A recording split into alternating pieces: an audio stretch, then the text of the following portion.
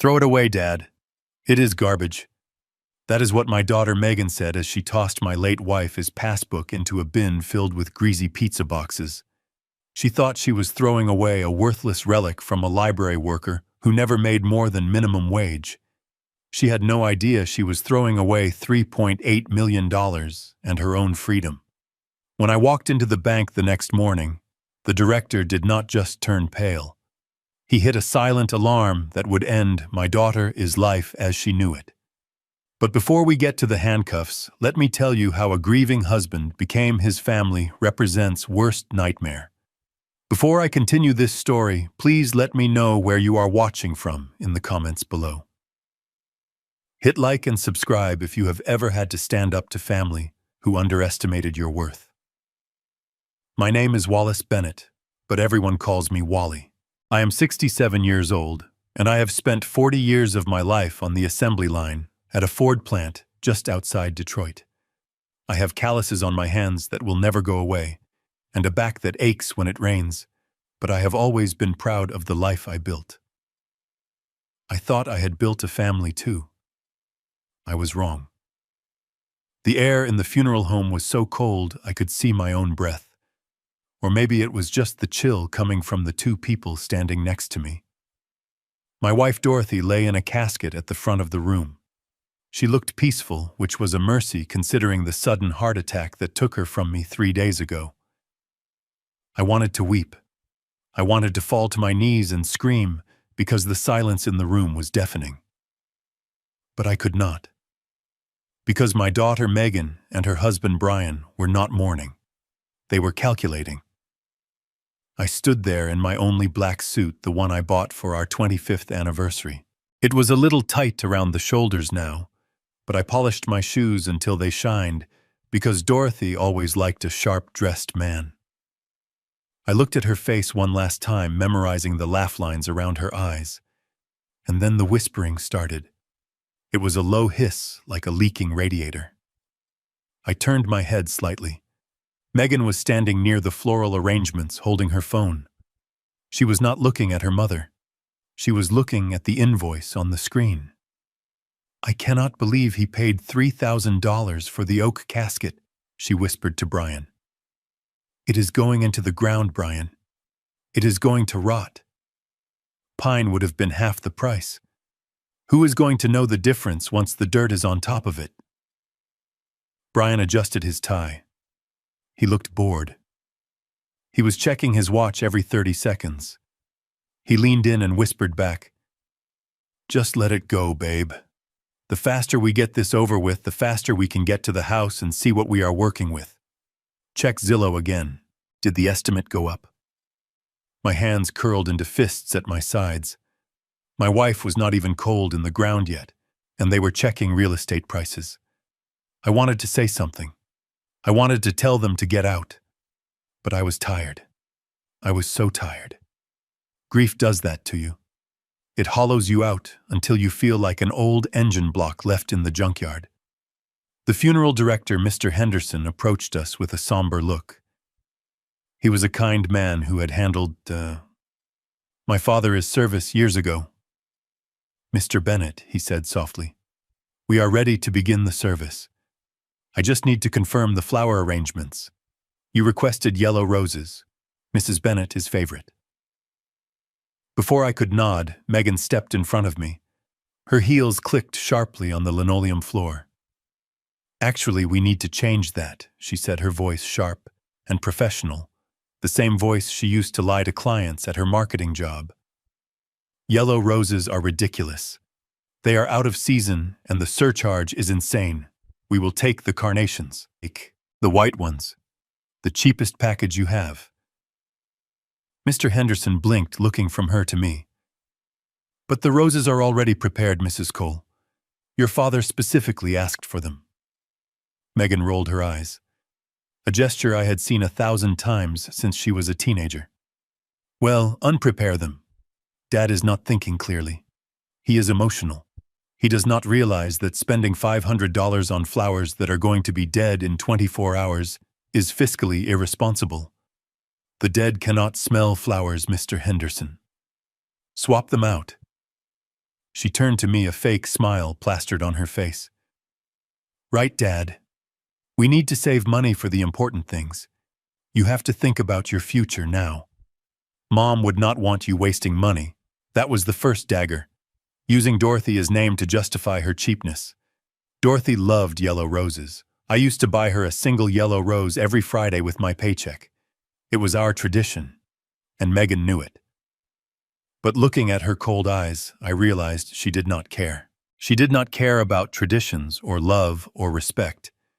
She cared about the bottom line. I took a deep breath. My voice felt rusty, like a door hinge that had not been oiled in years. No, I said. Megan stopped. She looked at me as if the furniture had suddenly started speaking. Excuse me. I looked at Mr. Henderson. Keep the roses. I am paying for them. Not her. Megan let out a huff of annoyance. Fine. Have it your way. Burn through your savings. Just do not come crying to us when you cannot pay the electric bill next month. She walked away, grabbing Brian his arm. I heard her mutter, "He is so stubborn. We need to get power of attorney sooner than I thought." The service was a blur. I sat in the front row alone. Megan and Brian sat 2 rows back. I could hear them tapping on their phones the entire time. They did not cry, not a single tear. When the few neighbors and old friends from the library where Dorothy worked came to offer condolences, Megan put on a show. She dabbed her dry eyes with a tissue and accepted their hugs. "Oh, it is so hard," she would say. "We are just devastated." But the moment they turned their backs, she was checking her makeup in her compact mirror. After the burial, we went back to the house. My house. The house Dorothy and I bought 40 years ago. It is a small place in a working-class neighborhood. Nothing fancy. Just a 3-bedroom ranch with a porch that needs painting, and a garden that Dorothy tended to like it was the Garden of Eden. As soon as we walked through the door, the atmosphere changed. At the funeral home, it was cold indifference. Here it was predatory. I sat down in my recliner, the leather worn smooth by decades of rest after long shifts at the plant. I just wanted to close my eyes. I wanted to imagine Dorothy was in the kitchen making tea. But Brian did not give me a chance. He walked around the living room, running his hand over the walls tapping the plaster. "Good bones," he said, more to himself than to me. "Hardwood under this carpet, I bet. That adds value. The kitchen needs a gut renovation, though. Nobody wants these 1990s cabinets anymore." Megan was already in the hallway. She was not sitting down. She was opening closets. I heard the sound of drawers being pulled open and rifled through. "What are you doing?" I asked. My voice sounded weak even to me. Megan walked into the living room carrying a stack of papers. "We are looking for the important stuff, Dad. The deed, the life insurance policies, Mom's pension documents. We need to get everything organized. You are in no state to handle the paperwork." She dropped the stack on the coffee table. It landed with a heavy thud right next to Dorothy's favorite ceramic coaster. "I do not want to talk about this today," I said, closing my eyes. "Please, just let me rest." "We do not have time to rest," Wally Bryan said. He had stopped calling me Dad years ago. "Look, the market is shifting. We need to list this place while the inventory is low. I have a buddy who can get it on the MLS by Monday. List this place." My eyes snapped open. "What are you talking about?" "I am not selling my house." Megan sighed, sitting on the edge of the sofa, as if she did not want to wrinkle her expensive black dress. "Dad, be realistic. You cannot live here alone. It is too big. The maintenance is too much. The stairs are a hazard." "There are no stairs," I said. "It is a ranch." "That is not the point," she snapped, losing her patience. "The point is, you are 67. You are declining. We saw you at the funeral. You looked confused. You could barely stand up." I was grieving, Megan, I said, my voice rising. I just buried my wife. Exactly, she said, as if that proved her point. You are emotional. You are vulnerable. Look, Brian and I have discussed this. We found a great place for you. It is called Sunny Meadows. It is very affordable. Sunny Meadows. I knew that place. It was a state-funded facility on the other side of town. It smelled like bleach and boiled cabbage. It was where people went to be forgotten. I am not going to a nursing home, I said firmly. I am perfectly capable of taking care of myself.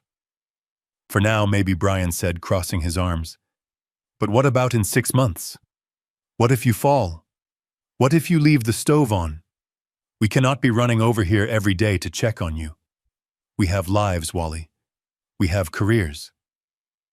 Careers. Brian was a real estate agent who hadn't sold a house in 6 months. He spent most of his time at the casino downtown. And Megan was a marketing consultant, which mostly meant she posted photos of her brunch on Instagram and bought clothes she could not afford. I knew they were drowning in debt. I knew about the $80,000 Brian owed to some bad people. I knew they were leasing a BMW they could not make the payments on. They did not want to help me. They wanted to liquidate me. We are doing this for you, Dad, Megan said, her voice dripping with fake concern. We just want you to be safe. Now, where is Mom keeps the important documents? I know she had a box. She always hid things. She stood up and walked toward our bedroom. Dorothy's bedroom. Do not go in there, I warned, trying to push myself out of the chair. But she was already gone. I heard the closet door slide open. I heard the sound of shoe boxes being thrown to the floor. I forced my aching legs to move. I walked down the hallway, my heart pounding in my chest. Megan was in the bedroom, kneeling on the floor. She had pulled out the old cedar chest from under the bed. That was Dorothy's private box. She kept keepsakes in there. Letters I wrote her when I was in the army. Photos of Megan when she was a baby. Her grandmother is rosary beads. Megan was tossing things aside like they were trash. Old photos scattered on the carpet. A locket necklace slid under the dresser. Nothing, she muttered. Just junk. Sentimental garbage. Where is the policy? She dug deeper. Her hand pulled out a small gray book. It was old. The cover was cracked leather peeling at the corners. It was a bank passbook, the kind they stopped issuing 20 years ago. She looked at it and laughed. A cruel barking sound. Look at this, Brian, she shouted. Brian leaned against the doorframe. What is it? A passbook, Megan said, flipping it open. First National Bank. Last entry is from 1999. Balance is... She squinted.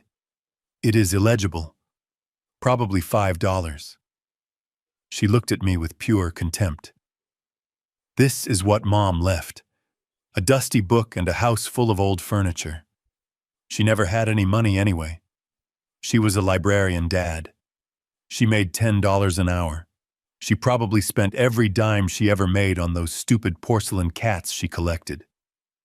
Megan, that is my wife you are talking about, I said, my voice trembling with rage.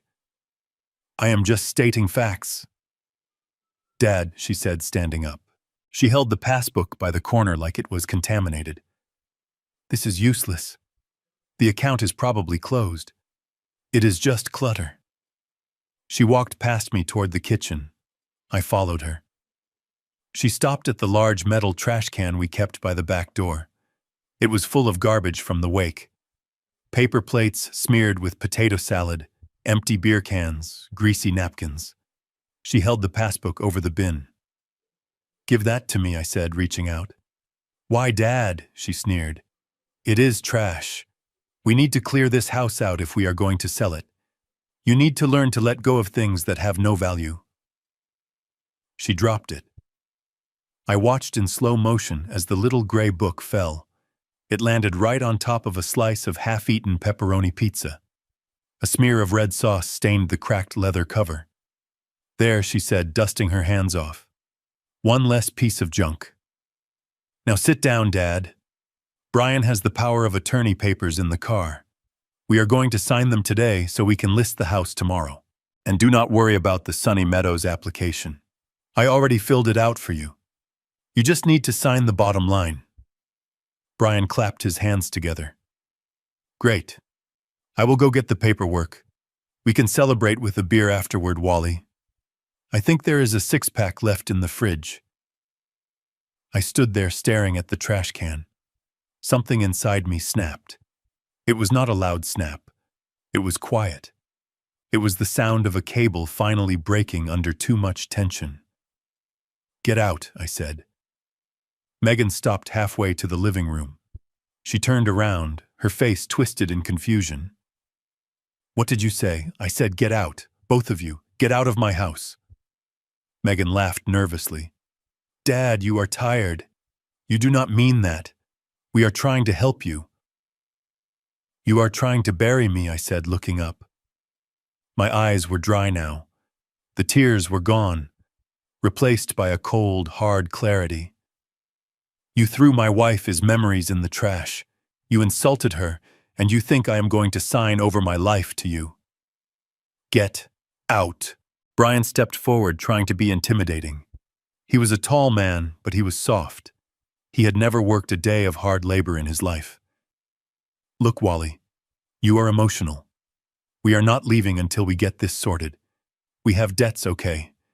We need to move this process along. Ah, I said. There it is. The truth. You have debts.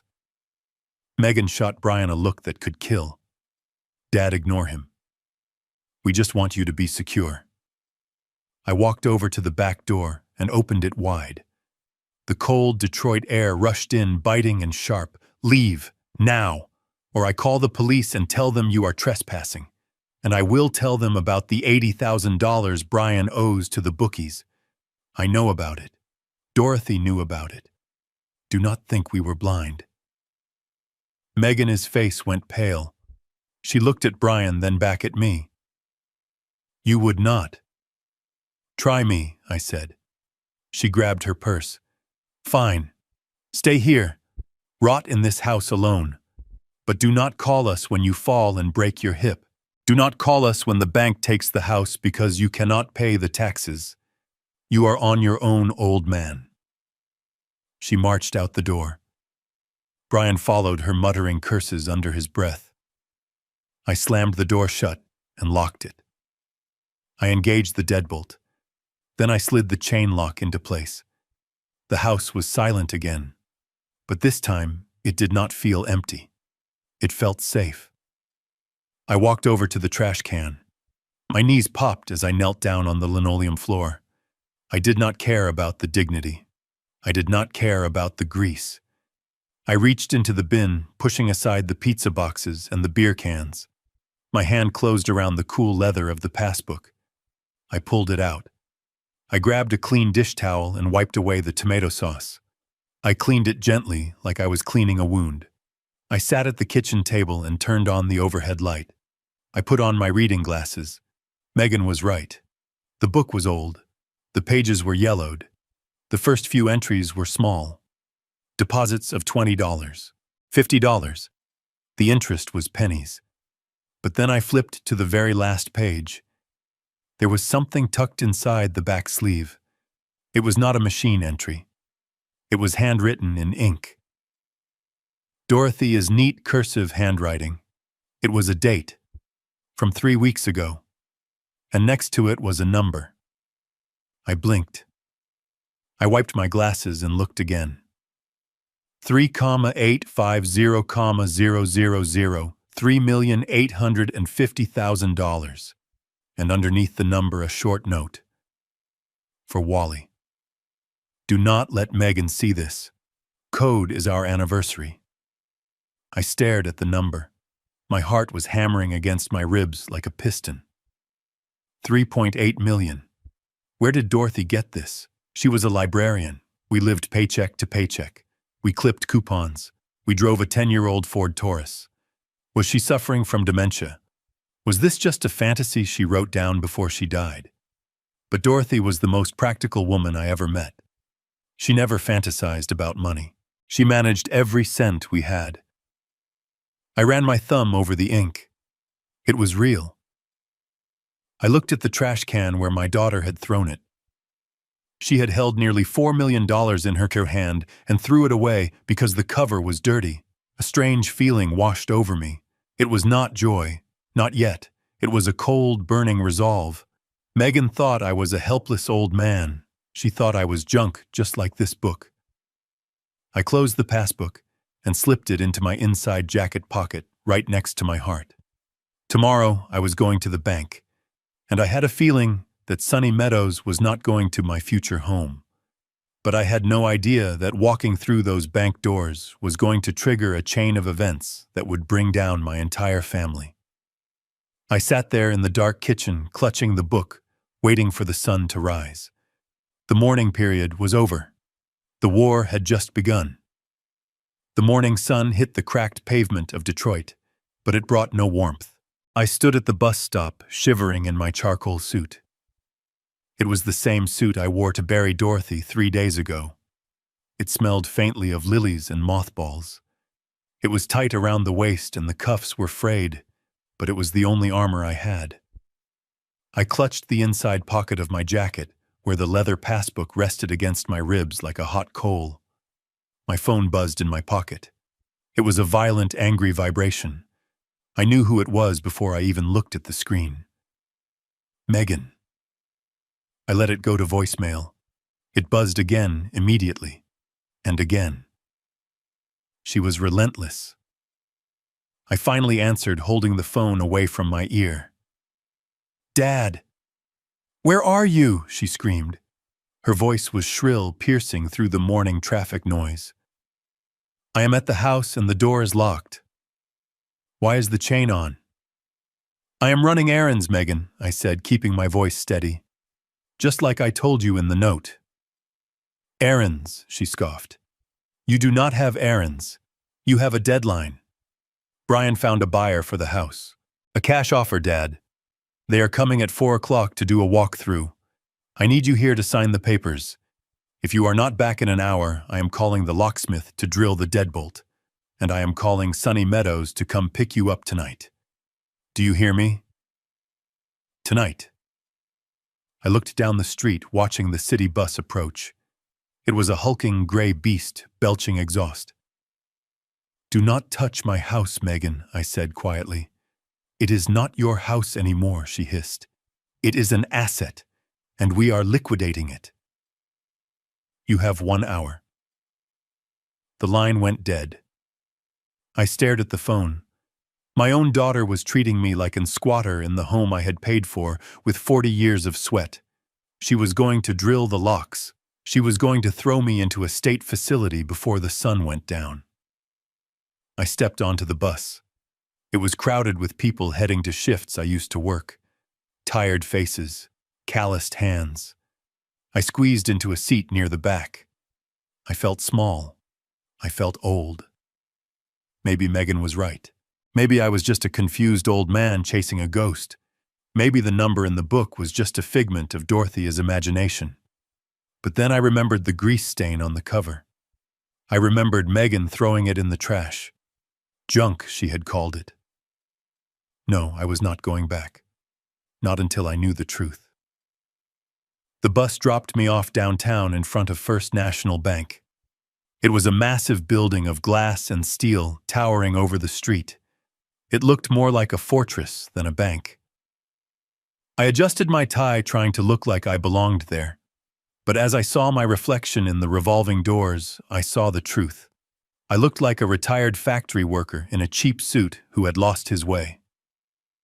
I walked inside. The air conditioning was freezing. The lobby was silent, except for the clicking of expensive heels on marble floors. There were no tellers behind bars anymore. Just sleek pods and young people tapping on tablets. I walked up to the nearest station. A young woman stood there. Her name tag read Jessica. She had perfect makeup and a look of supreme boredom. She was scrolling on her phone and did not even look up until I cleared my throat. "Can I help you?" she asked, not bothering to hide her irritation. "I need to check a balance," I said. I reached into my jacket and pulled out the passbook. I placed it on the pristine white counter. It looked out of place like a dirty rag on a wedding dress. Jessica looked at the book. Then she looked at me. A smirk curled the corner of her lip. "Sir, what is this?" "It is a passbook," I said. "My wife is. My late wife is a count." She laughed. A short, dismissive sound. "Sir, we have not used these in 20 years. Everything is digital now. Do you have a debit card? Or the app?" "No," I said. "I have this." She picked up the book with 2 fingers, as if she did not want to catch a disease. She flipped it open. She saw the handwritten entries from 1999. She saw the cracked spine. "This is an antique," she said, sliding it back to me. "The account is probably dormant or closed. We purge inactive accounts after 7 years. There is nothing I can do with this." "Please," I said, my voice tightening. "Just check the number." "Sir, look at the line behind you," she said, pointing to 2 men in suits who were checking their watches. "I cannot waste time on souvenirs. If you want to open a new account, you can make an appointment online. Otherwise, you need to leave." She was dismissing me. Just like Megan. Just like Brian. To her, I was just a waste of space. A confused old man holding on to a piece of garbage.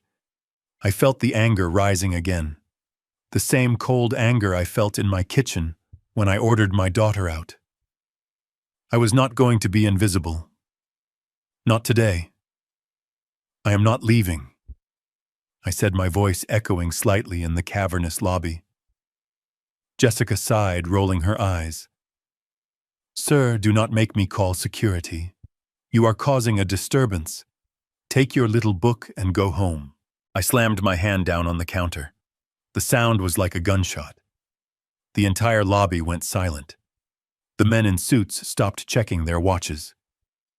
Jessica jumped back, her phone clattering to the desk.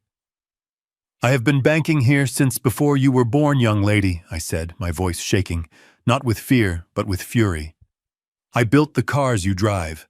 I paved the roads you walk on. You will not dismiss me." I pushed the book back toward her. "Check the number, or get me your manager, now." Jessica looked at me. She saw the fire in my eyes. She saw that I was not moving. Her arrogance faltered. She looked around nervously. "Fine," she huffed. "But when the system rejects it, do not say I did not warn you." She grabbed the book aggressively. She turned to her computer and started typing. She hammered the keys loudly, making a show of how annoyed she was. I waited. My heart was pounding in my ears. What if she was right? What if it was closed? What if Dorothy had just written a number down to give me hope? Jessica hit the enter key with a flourish. I watched her face. I expected the smirk to return. I expected her to tell me to get out. But the smirk vanished. Her eyes went wide. Her skin, which was perfectly tanned a moment ago, turned the color of ash. Her mouth opened, but no sound came out. She stopped typing. She pulled her hands away from the keyboard as if it were burning hot. She looked at the screen, then at me, then back at the screen. The silence stretched. It was heavy. It was terrifying. "Is there a problem?" I asked, my voice dropping to a whisper. She did not answer. She stood up slowly, her chair scraping loudly against the floor. She was trembling. She looked terrified. "Sir," she stammered. Her voice was an octave higher than before. "Sir, please, do not move." "What is it?" I asked, stepping forward. "Please," she said, backing away, holding her hands up. "Just stay right there. I need to. I need to get Mr. Abernathy, the director." She did not wait for an answer. She turned and ran toward the glass-walled office at the back of the lobby. She did not walk. She ran. I stood there alone at the counter. The men behind me were whispering. I looked at the computer screen, but it was turned away from me. I looked at the passbook sitting on the counter. It looked innocent. Just a small gray book. But whatever was on that screen had just terrified a woman who thought she was untouchable. I checked my watch. Megan gave me an hour. I had 30 minutes left before she drilled the locks. But as I watched the bank director rush out of his office, his face pale and sweating, I had a feeling that the locks on my house were about to be the least of my problems. Mr. Abernathy emerged from his glass-off office like a king descending from his throne to deal with a peasant uprising. He was a man who clearly spent more on his haircuts than I spent on groceries in a year. His suit was a sharp navy blue, tailored to hide a softening midsection, and his shoes clicked on the marble floor with the rhythm of authority. He did not look at me. He looked at the passbook in Jessica's hand, as if it were a dead rat she had just found in the break room. "Mr. Bennett," I presume he said, his voice smooth and cold. "Jessica tells me you are insisting on accessing a legacy account. I must warn you, sir, that attempting to pass bad checks or fraudulent documents is a federal crime. We take security very seriously here." I straightened my back. My knees popped audibly in the silent lobby, but I did not flinch. "I am not a criminal, Mr. Abernathy. I am a widower, and I want to know what is in this book." He sighed a long, suffering sound that shook his jowls. "Very well. Come into my office. Let us get this over with so we can all go back to our actual work." He turned on his heel and marched back toward the glass box. I followed him, clutching the passbook. The walk felt like the longest mile I had ever walked on the factory floor. I could feel the eyes of the security guard boring into my back. I could feel the weight of the deadline Megan had given me. 45 minutes left. The office was freezing. It smelled of leather polish and expensive coffee. Abernathy sat behind a desk that was big enough to land a plane on. He gestured vaguely at a chair opposite him. I sat down. The leather was slippery, and I felt myself sliding forward. I planted my feet firmly on the plush carpet. "Hand it here," he said, extending a manicured hand. I gave him the book. He opened it with a dramatic flair, flipping past the yellowed pages filled with Dorothea's small deposits. $10 here, $20 there. He chuckled when he saw the dates. 1999. "Mr. Bennett, this account has likely been purged from our system for decades. Banks do not keep records open for ghosts." Then he flipped to the back page. He stopped. He saw the handwritten number. 3.8 million. He looked up at me over his rimless glasses. His expression was not one of shock. It was one of pity mixed with disgust. "Did you write this?" he asked, tapping the number with a fingernail. "Is this some kind of joke? Do you think writing a number in a book makes it real?" "This is forgery, sir, and it is a very poor attempt at that. My wife wrote that I said my voice tight. Check the account." "Fine," Abernathy snapped. He swiveled his chair toward his computer. He began typing furiously. I watched his reflection in the window behind him. He looked bored. He was probably already composing the email to security to have me escorted out. He entered the account number from the front of the book. He hit enter. I held my breath.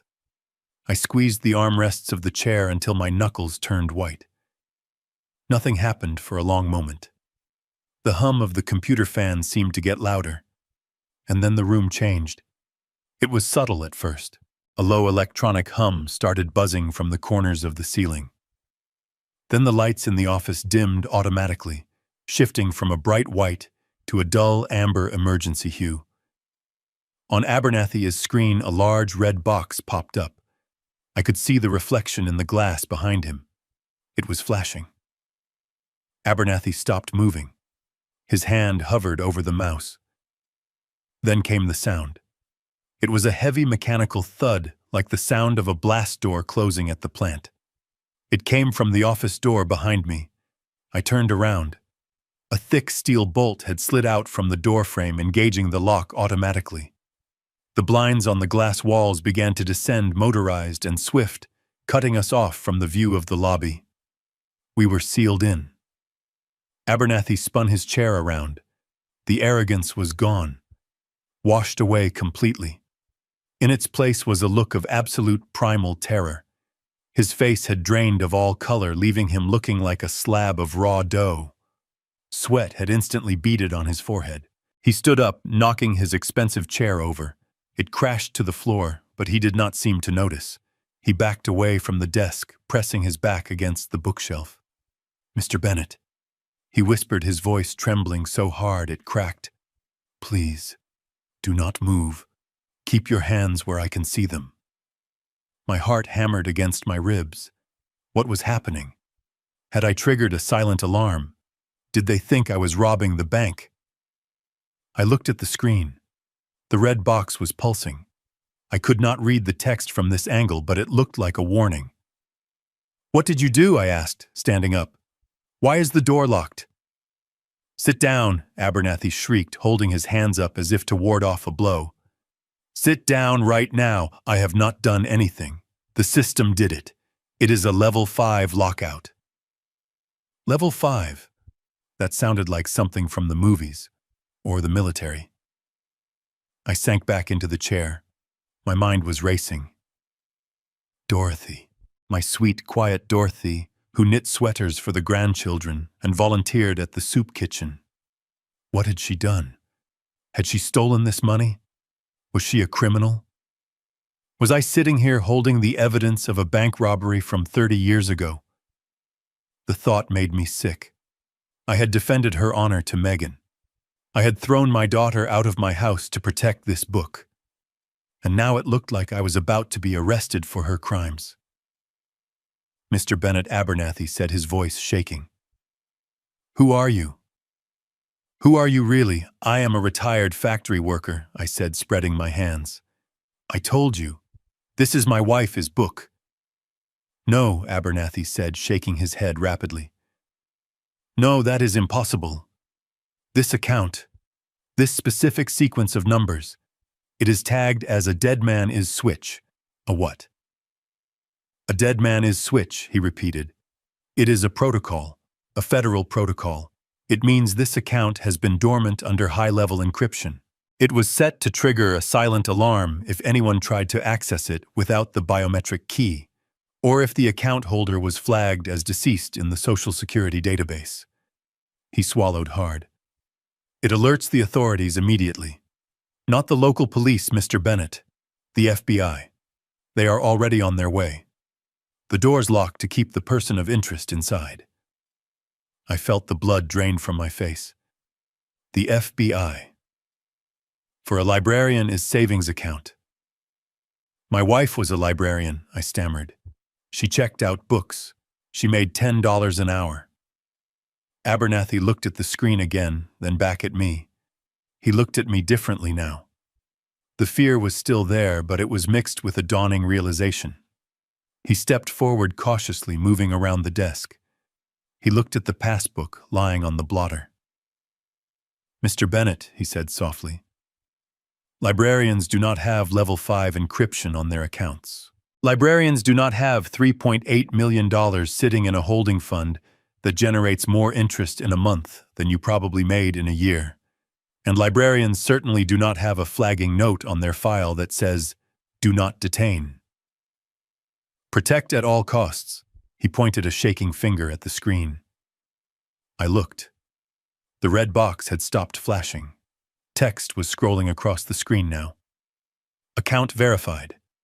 Identity confirmed, Dorothy Bennet. Status deceased. Beneficiary Wallace Bennet. Protocol Alpha activated." "Protocol Alpha," Abernathy whispered. "I have only seen this in the training manual. I never thought I would see it in real life." He looked at me, and for the first time he looked me in the eye. Man to man. "Mr. Bennet," he said, pulling a handkerchief from his pocket and wiping his face, I think I owe you an apology, and I think you need to sit tight, because the people coming through that door in about 5 minutes are not coming to arrest you. They are coming to salute you, or protect you. I am not sure which. He walked over to a small cabinet in the corner. His hands were still shaking as he poured 2 glasses of water. He handed one to me. "Drink," he said. "You look like you're going to pass out." I took the glass. My hand was shaking as much as his. "My wife," I whispered. "Dorothy." "Who was she?" Abernathy took a long gulp of water. He leaned against his desk, looking at the locked steel door. "I do not know, Mr. Bennett," he said. "But whoever she was the most powerful person to ever bank at this branch. And she left you something much more dangerous than money." He tapped the passbook. "She left you a weapon, and I think you are going to need it." Just then, a heavy pounding echoed from the lobby. We could hear shouting, heavy boots running on the marble. Abernathy looked at his watch. 3 minutes, he said. "That is a record response time." I sat there clutching the water glass, thinking of the pizza grease on the cover of the book, thinking of Megan calling it junk. My wife was not a librarian. Or maybe she was. But she was something else, too. And she had been playing a game I did not even know existed for 40 years. The locks on the office door disengaged with a loud clank. The door swung open. But it was not the police who walked in. It was a man in a sharp gray suit followed by 2 uniformed officers. He did not look like a cop. He looked like a lawyer who cost $1,000 an hour. He looked at Abernathy, then he looked at me.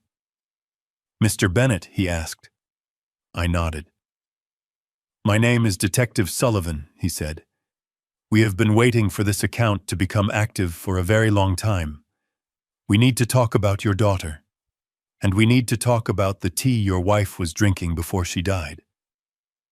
The glass slipped from my hand. It shattered on the floor. The tea. Dorothy drank herbal tea every night for her heart. Megan brought it to her.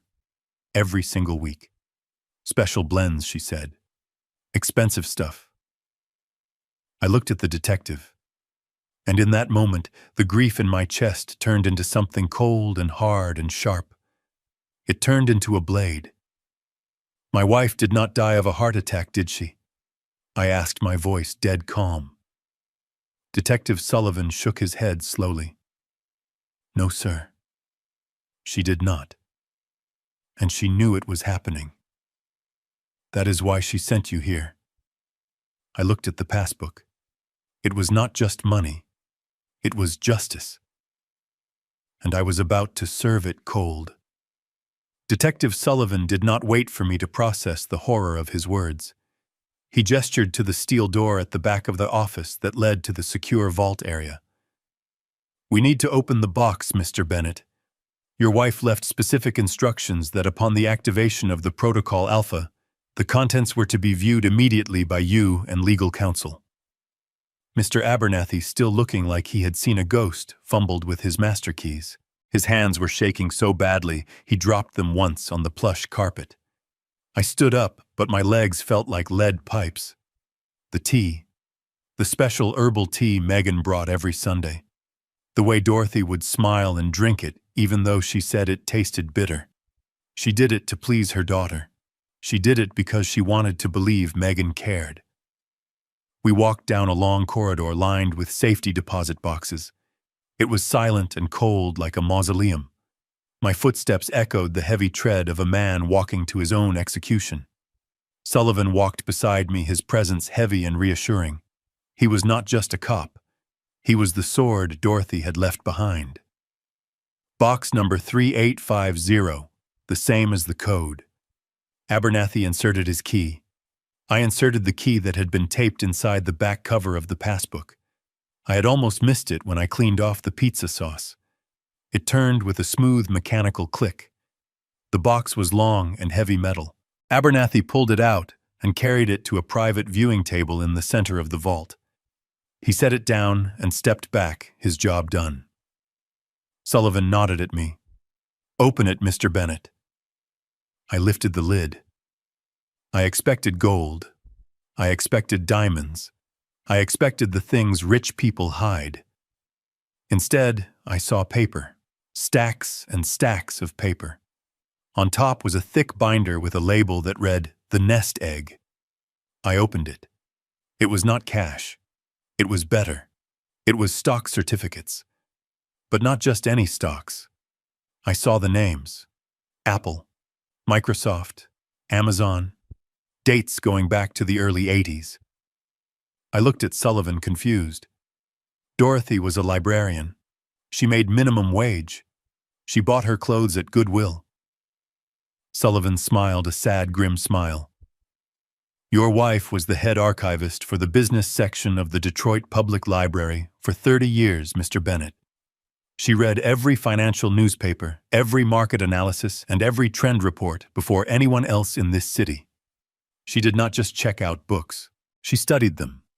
She invested $5 here, $10 there. She played the long game while everyone else was trying to get rich quick. She was a silent genius. I turned the pages. The numbers were staggering.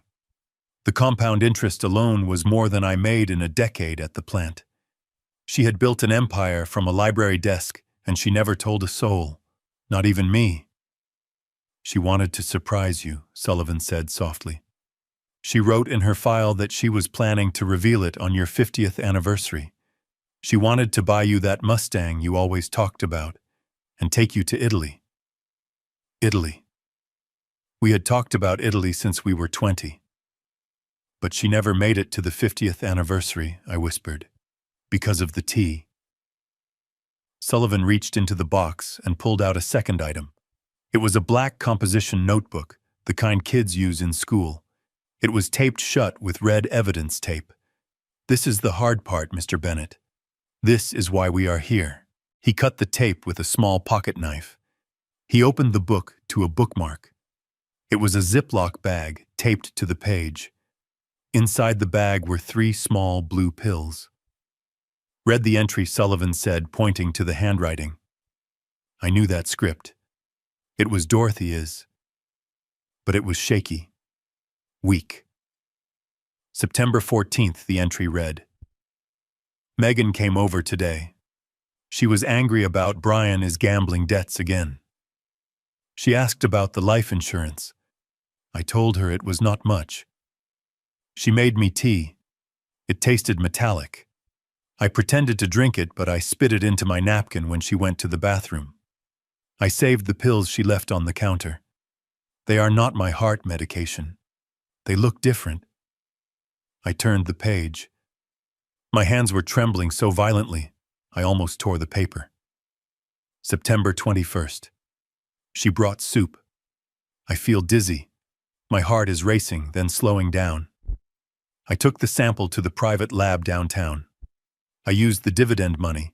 I used the name Mrs. Smith. I am scared, Wally. I am scared of our daughter. October 1st. The results came back. Digoxin. She is switching my blood pressure meds with digoxin. In high doses, it causes cardiac arrest. It looks like a natural heart attack. She is killing me, Wally.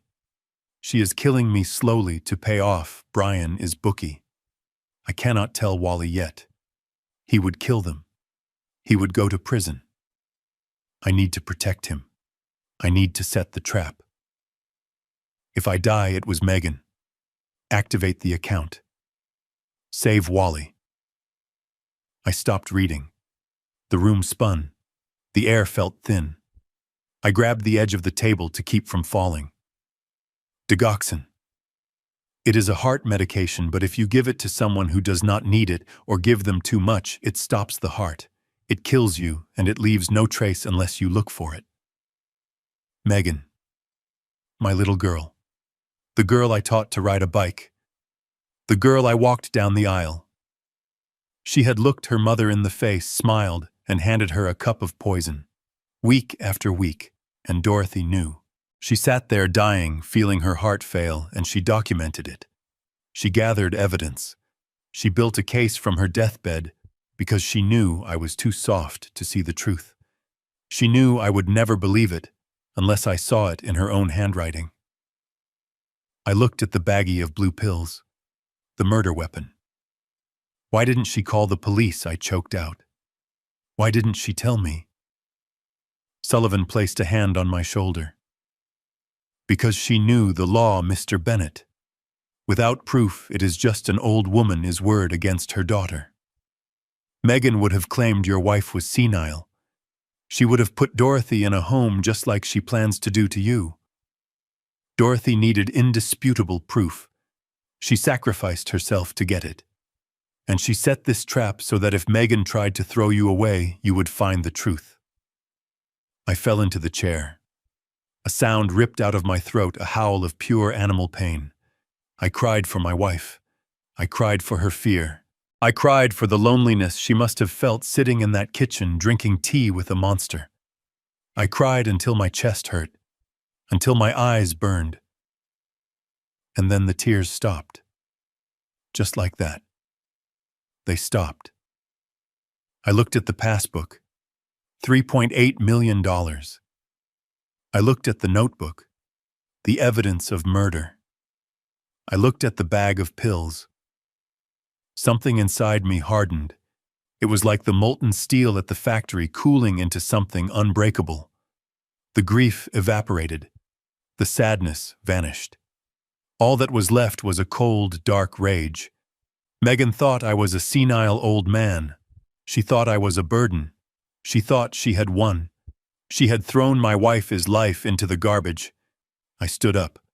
I wiped my face with my handkerchief. I buttoned my cheap suit jacket. Mr. Bennett, Sullivan asked, watching me closely, "Are you okay?" I looked at him. My eyes were dry. My hands were steady. "No, detective. I am not okay. I am angry." Sullivan nodded, a grim look of approval on his face. "Good. Anger is useful. We need you to be angry, because we cannot arrest her yet." I frowned. "Why not?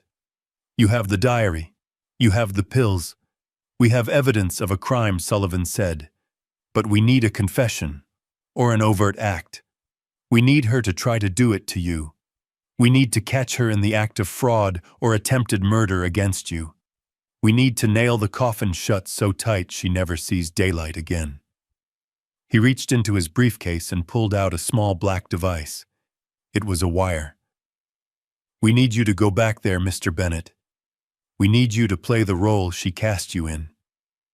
The confused, helpless old man. We need you to let her think she has won. We need you to sign those papers she wants you to sign. And we need you to get her to talk about Dorothy." He paused, looking at the money in the box. "And we are going to use this. The bank is going to issue you a special credit card today. A black card linked to this account, but with a limit we control. You are going to use it to bait the trap. Greed is her weakness, Mr. Bennett. She killed for pennies.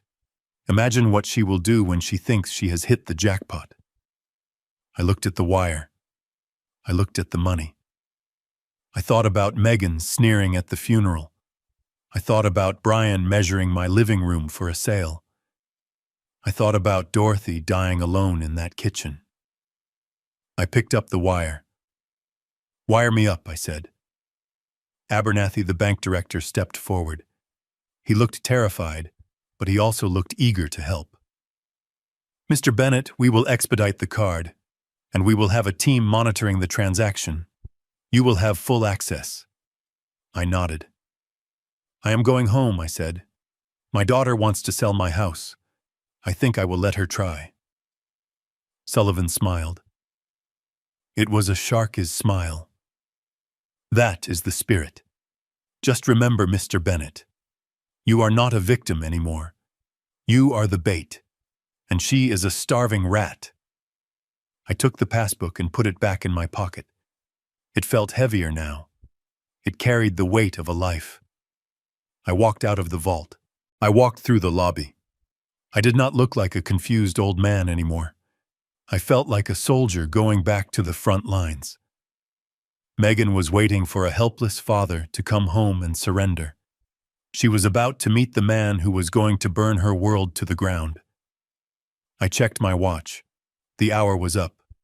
She was probably drilling the locks right now. Good, I thought.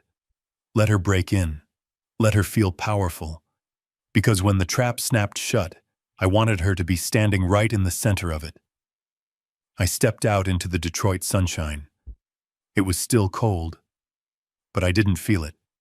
I was burning up from the inside. I hailed a cab. "Take me to Maple Street," I told the driver, "and step on it. I have a date with a real estate agent."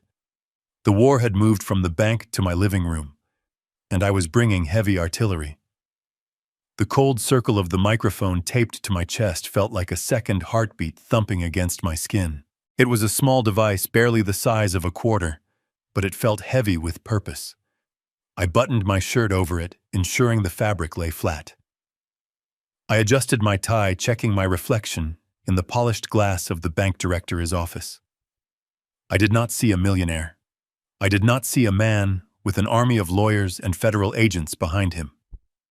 I saw an old, tired factory worker in a cheap suit. I saw exactly what Megan wanted to see. Detective Sullivan stood by the window watching the street below. He turned to me, his face grim. "Mr. Bennett, I need you to understand the stakes here. The diary and the pills are powerful evidence, but in a court of law, a good defense attorney could tear them apart. They could claim your wife was confused. They could claim she planted the pills herself due to mental decline. We need corroboration. We need Megan to admit she manipulated you. We need her to force you to sign that house over while you are under duress. We need the jury to see her cruelty firsthand." I nodded, buttoning my jacket. "I understand, Detective. You want me to be the lamb so you can catch the wolf." Sullivan cracked a small, humorless smile. "Exactly. But remember, you are a wolf in sheep's clothing now. Do not break character. If she senses you have any power, she will retreat. She will lawyer up and we might lose the chance to get her for the homicide charge. We need her to feel safe. We need her to feel victorious." Mr. Abernathy cleared his throat. He was holding a small black envelope. He extended it to me with both hands, like he was presenting a flag to a head of state. "Mr. Bennett, this is for you.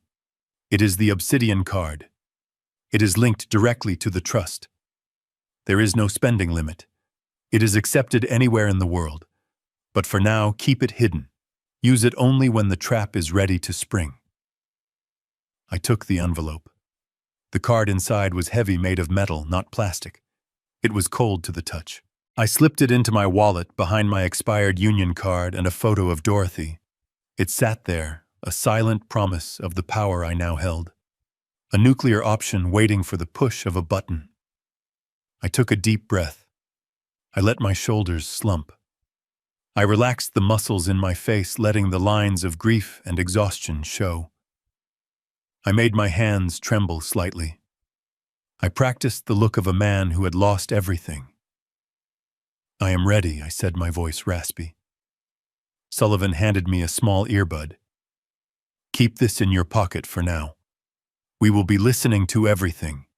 We have a surveillance van parked 2 streets over. If things get physical, if you are in immediate danger, say the word Dorothy, and we will break the door down.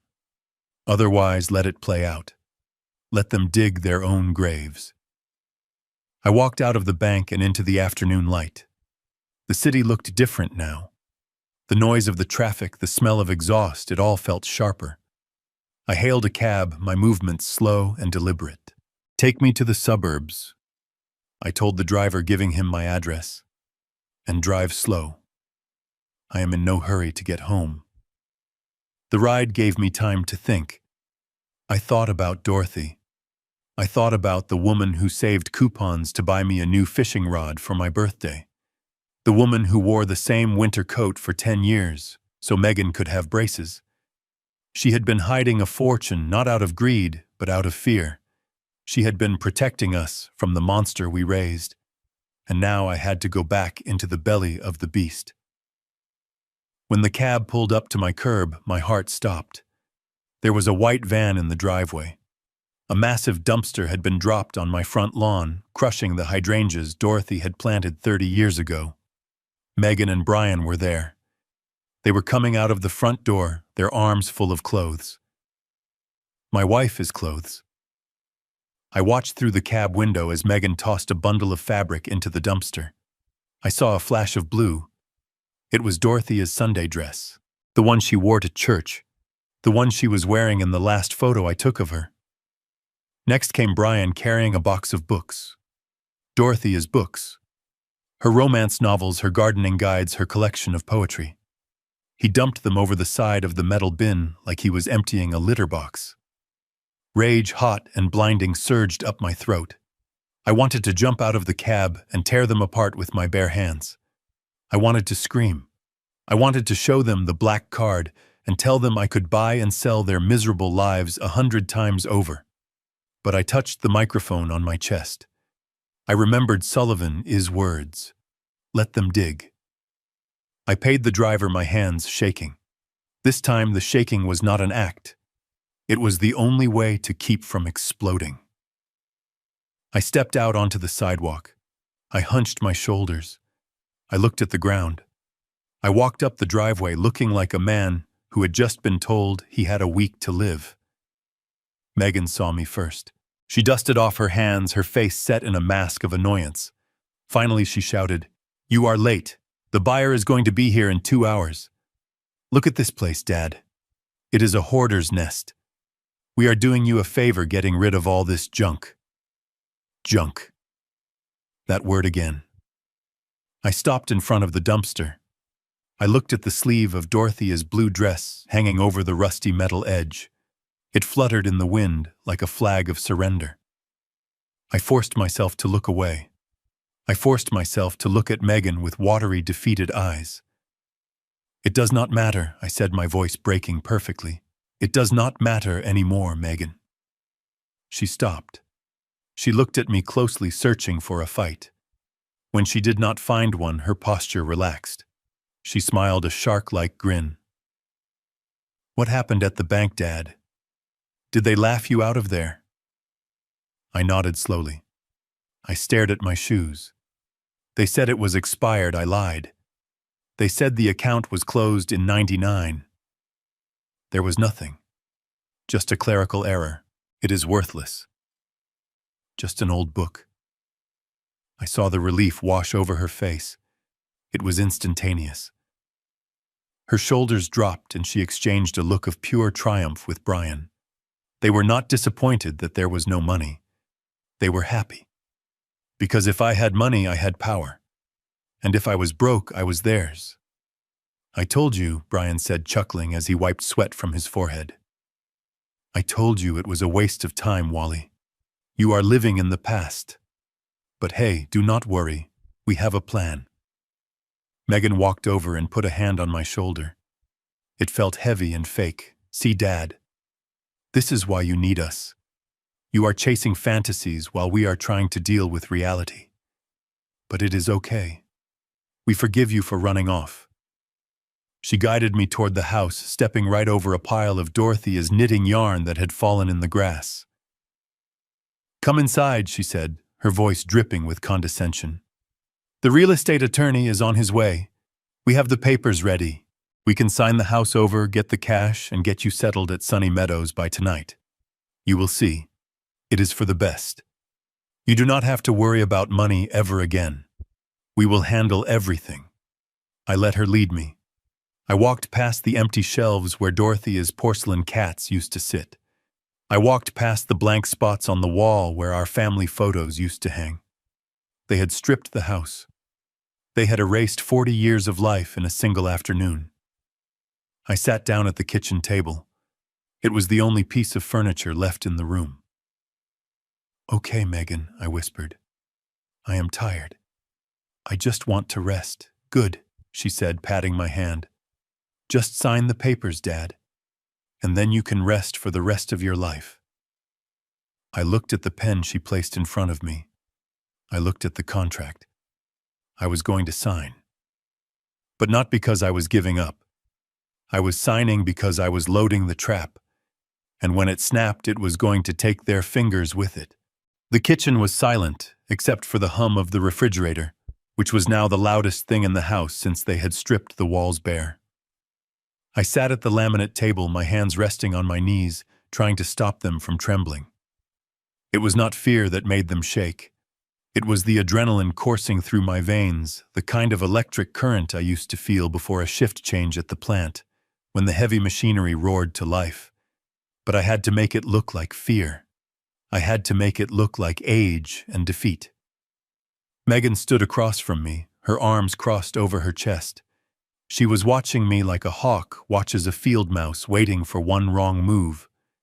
Brian was pacing behind her, wiping sweat from his forehead with the back of his hand. He looked like a man who was drowning, and I was the only life raft in the ocean. "Well, Megan asked, her voice sharp. "What did they say, Dad?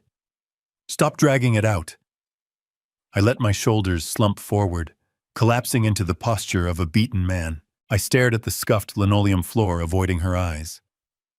"You were right," I whispered, my voice cracking just enough to sell the lie. I went to the manager. He ran the numbers. He said the book was just a glitch, an old account from the 90s that never got purged from the system. There was nothing in it, Megan. Just a balance of $5 and change. They laughed at me. I heard the air leave Brian's lungs in a massive whoosh of relief.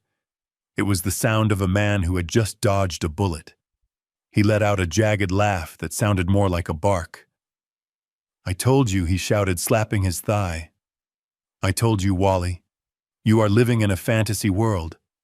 Did you really think Dorothy had a secret fortune stashed away? She bought her clothes at Kmart, for God's sake." Megan did not laugh.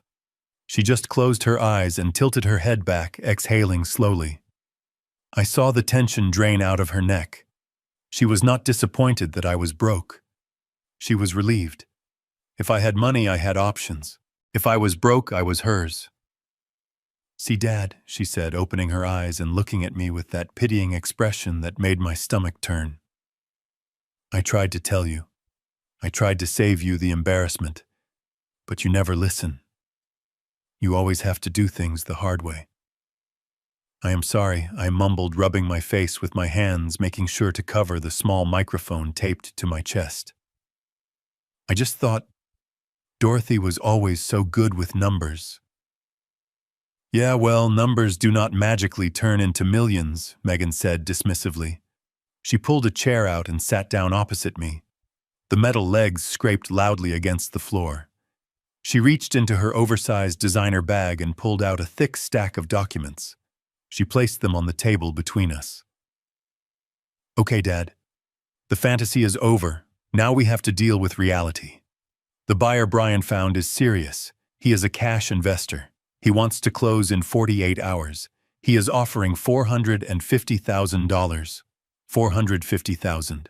The house was worth $600 easy in this market. They were selling it for pennies on the dollar, just to get a quick payout. They were setting fire to my equity because they were desperate."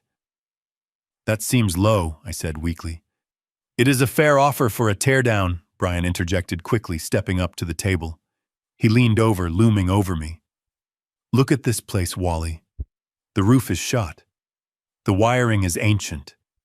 This guy is doing us a favor taking it off our hands without an inspection. If we wait for a regular buyer, we will be stuck here for months dealing with repairs we cannot afford. Do you have 20 grand to fix the roof? No, you do not. Because the magic bank book was empty." I looked at the papers. Power of attorney. Quitclaim deed. Transfer of assets. It was all there. A legal roadmap to stripping me of everything I owned. And then Megan pulled out a glossy brochure. She slid it across the table on top of the legal documents. It had a picture of a smiling, elderly couple sitting on a bench under a tree.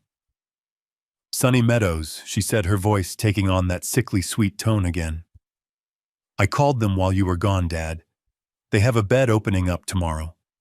It is meant to be." I looked at the brochure. I knew Sunny Meadows. Everyone in Detroit knew Sunny Meadows. It was a warehouse for the dying. It was understaffed, underfunded, and smelled of industrial cleaner and neglect. The photos in the brochure were probably stock images from 20 years ago. It looks nice, I lied, forcing myself to touch the paper. It is beautiful, Megan lied right back. They have a garden, Dad. They have bingo nights. They have a cafeteria with a nutritionist. You will have your own room. Well, a shared room, but you will have a curtain for privacy. It is safer there. You will not have to worry about cooking or cleaning or remembering to lock the door. She was painting a prison as a paradise, and she was doing it so easily. And the cost, I asked. It is taken care of, Brian said. We use the proceeds from the house to pay for your care. We will manage the account. We will make sure the bills get paid. You do not have to worry about a single thing. We are taking the burden off your shoulders, Wally. Taking the burden. That is what they called stealing $500,000. Megan pushed a pen toward me. It was a cheap plastic pen with the logo of Brian Represents Failed Real Estate Brokerage on it. Sign the power of attorney first, Dad. Then the deed transfer. We need to get these notarized and over to the buyer as attorney first thing in the morning. If we do not lock this in, he might walk. And if he walks, she paused, letting the threat hang in the air. If he walks, you are alone in this empty house with no money and no one to help you. I picked up the pen. My hand was shaking violently now. I did not have to fake it. The rage was making my muscles spasm. I wanted to stab the pen into the table. I wanted to stand up and show them the black card in my wallet. But I remembered Sullivan, his voice in my earpiece. Get the admission. Get them to force you. I do not know, Megan, I stammered, dropping the pen. It is so fast. Can't we wait a week? Just to pack properly. There is nothing to pack, Brian snapped. We threw it all out. It was junk, Wally. Old clothes, dusty books. You do not need that stuff at Sunny Meadows. You need pajama pants and a toothbrush.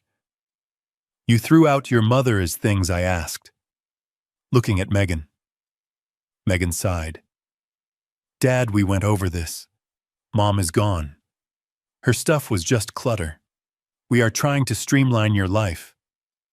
Now pick up the pen. She grabbed my hand and forced the pen back into my fingers. Her grip was tight, painful. Her fingernails dug into my skin. Sign it, Dad. Do it for us. Do it because you owe us. After everything we have done for you. After all the time we spent visiting you. Visiting. They came twice a year to ask for money.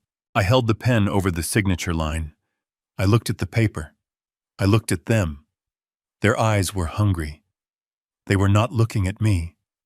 They were looking at the ink that was about to flow. I took a deep breath. I cannot do it like this, I said, dropping the pen again. Megan slammed her hands on the table. For God's sake, Dad. What is it now? It is not right, I said, my voice trembling. It is not official. Dorothy always said big decisions should be done proper, with a lawyer present, or a notary. I want to do it right. Brian groaned, throwing his head back. We do not need a lawyer, Wally. This is a family matter. No, I said, finding a shred of firmness in my voice. I will not sign unless it is done proper. I want a witness. I want someone to stamp it. If I am giving you everything, I want it to be legal. I saw the gears turning in their heads. They were annoyed, but they were also greedy. They wanted the house sale to be bulletproof. If they bullied me into signing a loan, I could contest it later. But if they had a notary, if they had a lawyer, it would be ironclad. Megan looked at Brian. Maybe he is right. If we get Paul to come over. Paul. That was the forger the FBI told me about. Yeah, Brian said, rubbing his chin. Paul has a notary stamp. He can come tomorrow morning. We can make it look like a proper closing. Make the old man feel like he is a big shot. He did not whisper it. He said it right in front of me, assuming I was too deaf or too stupid to understand the insult. Fine, Megan said. Fine. We will do it your way, Dad. Tomorrow morning, Brian will call his associate. We will do a formal signing right here at this table. But you are signing everything, Dad. The house, the pension, the savings. Everything gets transferred to the trust we set up. I nodded slowly. Yes. Everything. I just want to be safe. Good, Megan said. She stood up and smoothed her dress. She looked at the empty kitchen. She looked at me. And then she smiled. A genuine smile.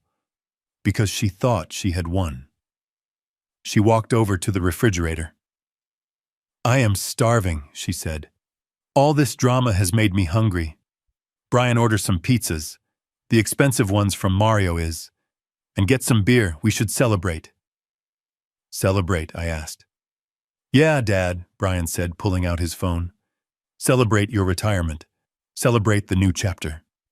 By this time tomorrow you will be settling into your new room at Sunny Meadows and we will be taking care of business.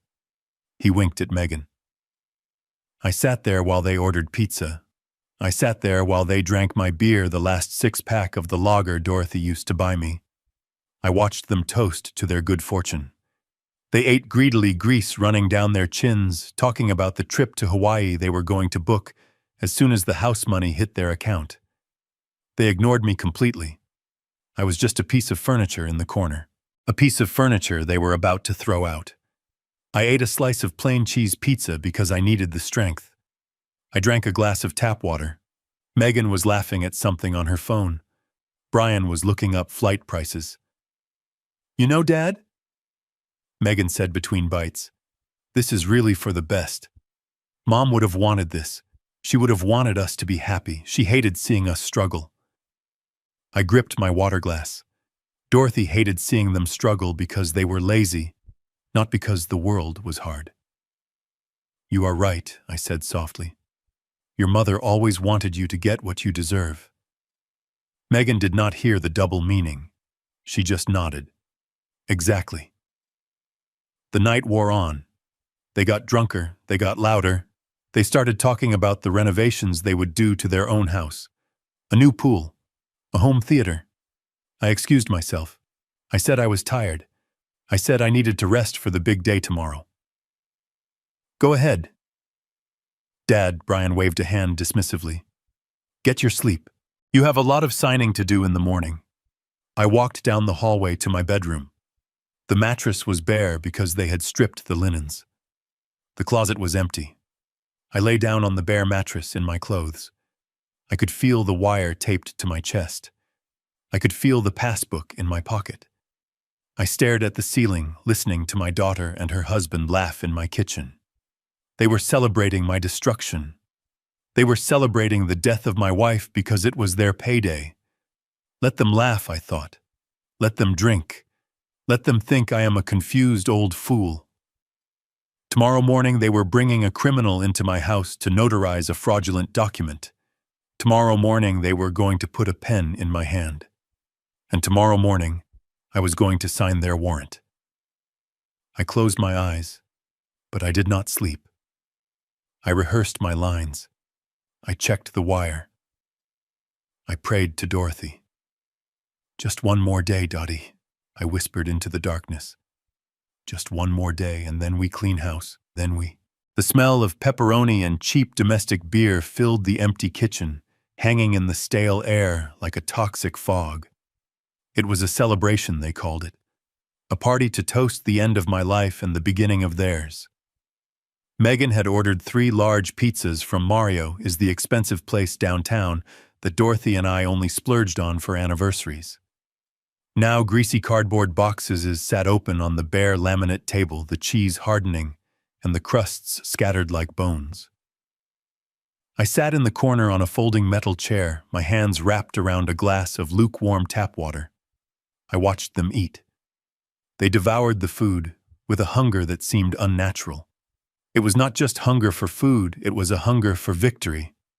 Megan tore into a slice with her teeth, leaving red sauce smeared on her chin. She did not bother to wipe it off. She was too busy laughing at something Brian had just said about the size of the swimming pool they were going to put in the backyard of their rental. "Another beer," Brian shouted, reaching into the cooler they had dragged into the middle of the room. He popped the tab, the sound echoing sharply off the bare walls. He raised the can toward me, his eyes glassy and unfocused. To Wally, he slurred, "The man of the hour. The man who finally came to his senses."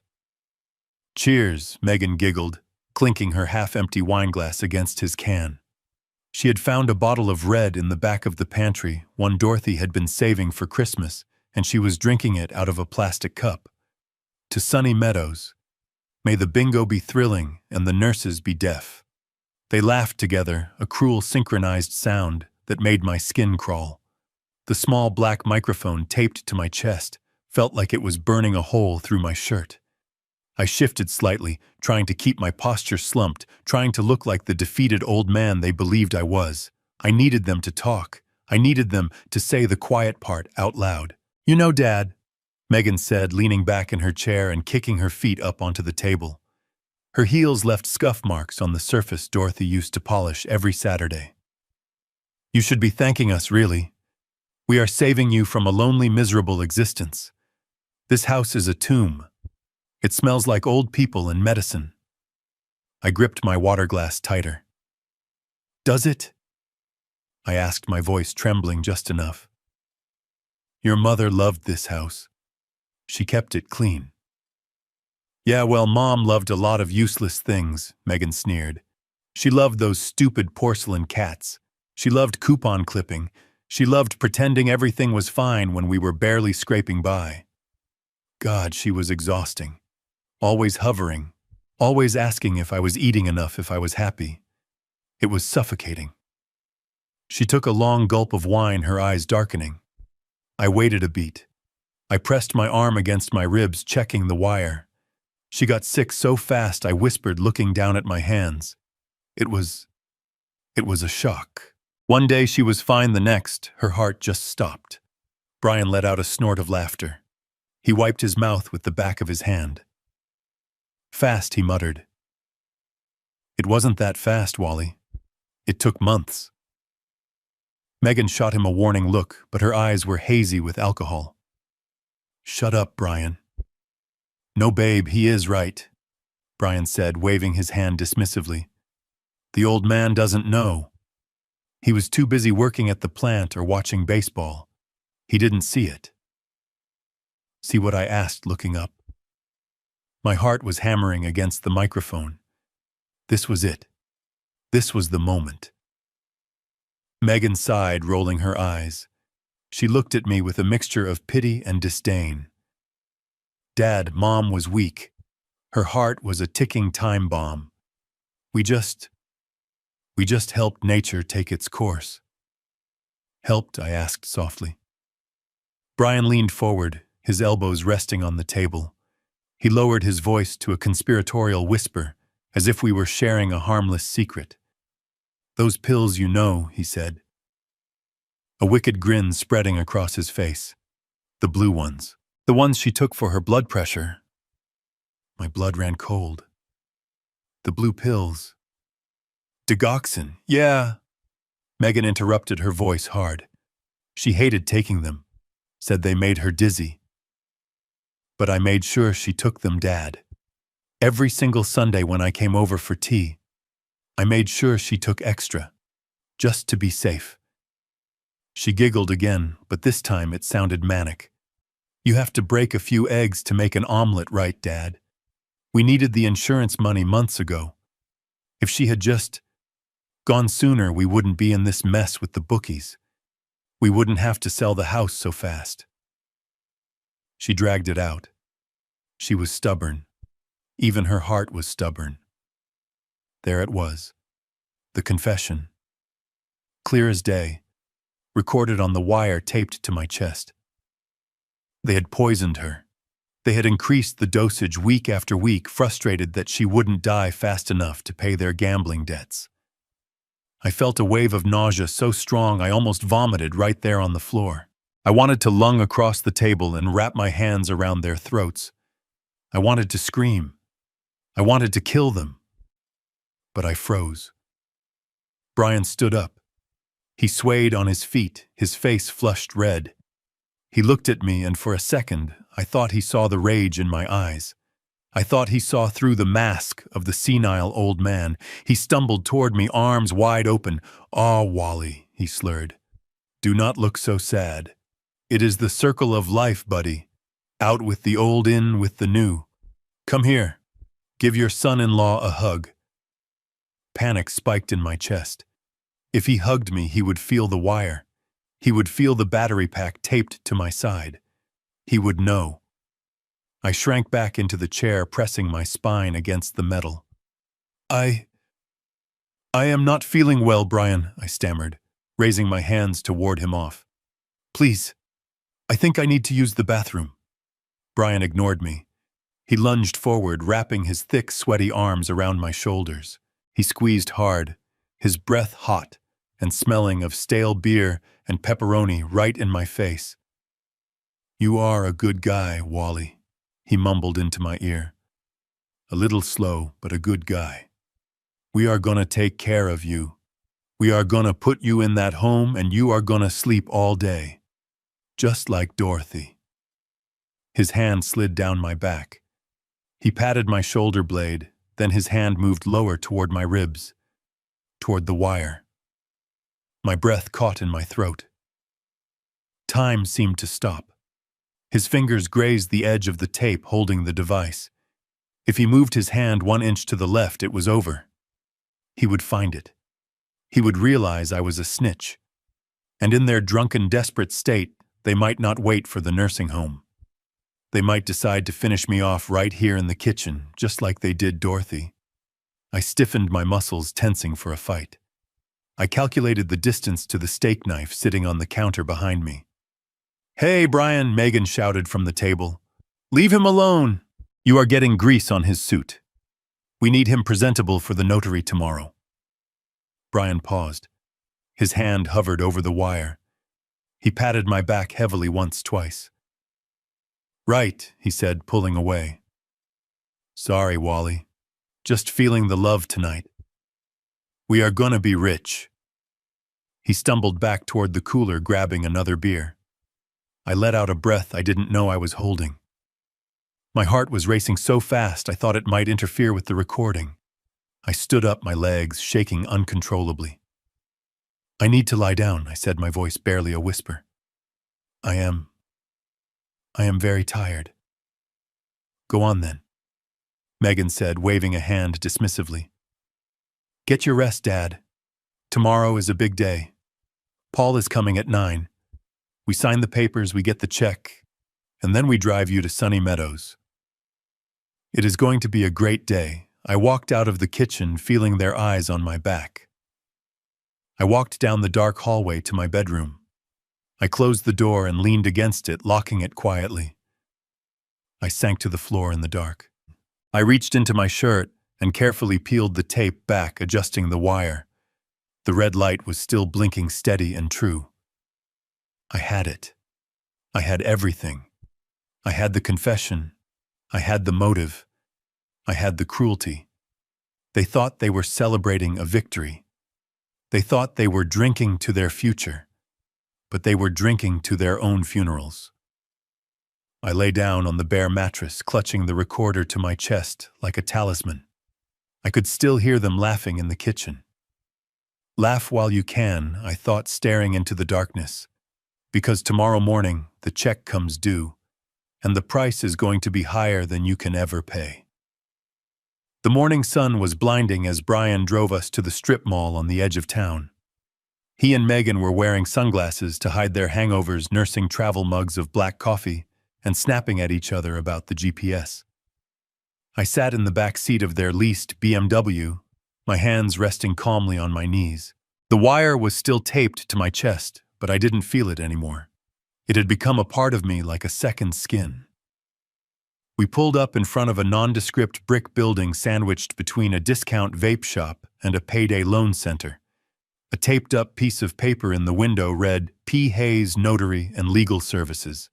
It was the kind of place where desperate people went to make bad decisions. "Get out, Dad," Megan muttered, pushing her sunglasses up her nose. "And try to look alive. We need this to look professional." I stepped out onto the sidewalk. I adjusted my suit jacket, feeling the weight of the black metal card in my wallet and the passbook in my pocket. They thought they were taking a lamb to the slaughterhouse. They didn't know the lamb was packing a detonator. Inside, the office smelled of stale cigarette smoke and cheap air freshener. The carpet was stained and the fluorescent lights hummed with an irritating buzz. Sitting behind a metal desk was a man who looked more like a used car salesman than a lawyer. He wore a suit that was 2 sizes too big and had a nervous tick in his left eye. This was Paul, the forger, the man the FBI had told me about. "Ah, the happy family," Paul said, forcing a greasy smile. He didn't stand up. He just gestured to the 3 mismatched chairs in front of his desk. "I have the papers ready. Standard quitclaim power of attorney, full asset transfer. Just need the signature and my stamp, and you kids are golden." Megan sat down and crossed her legs, tapping her foot impatiently. "Let's just get this over with, Paul. My dad isn't feeling well. We need to get him to the facility by noon." Brian leaned against the doorframe, trying to look casual but failing. His eyes kept darting to the safe in the corner of the room. I knew what he was thinking. He was already spending the money. He was already placing bets. Paul slid a thick document across the desk. It was heavy-bound in a blue legal folder. He flipped it open to the last page, pointing a yellow-stained finger at the line marked Grantor. "Right here, Mr. Bennett," Paul said. "Sign your name exactly as it appears on the deed. Wallace J. Bennett. Once you sign this, the house belongs to the trust controlled by your daughter and son-in-law. It's irrevocable. Do you understand?" I looked at the paper. It was a death warrant for my independence.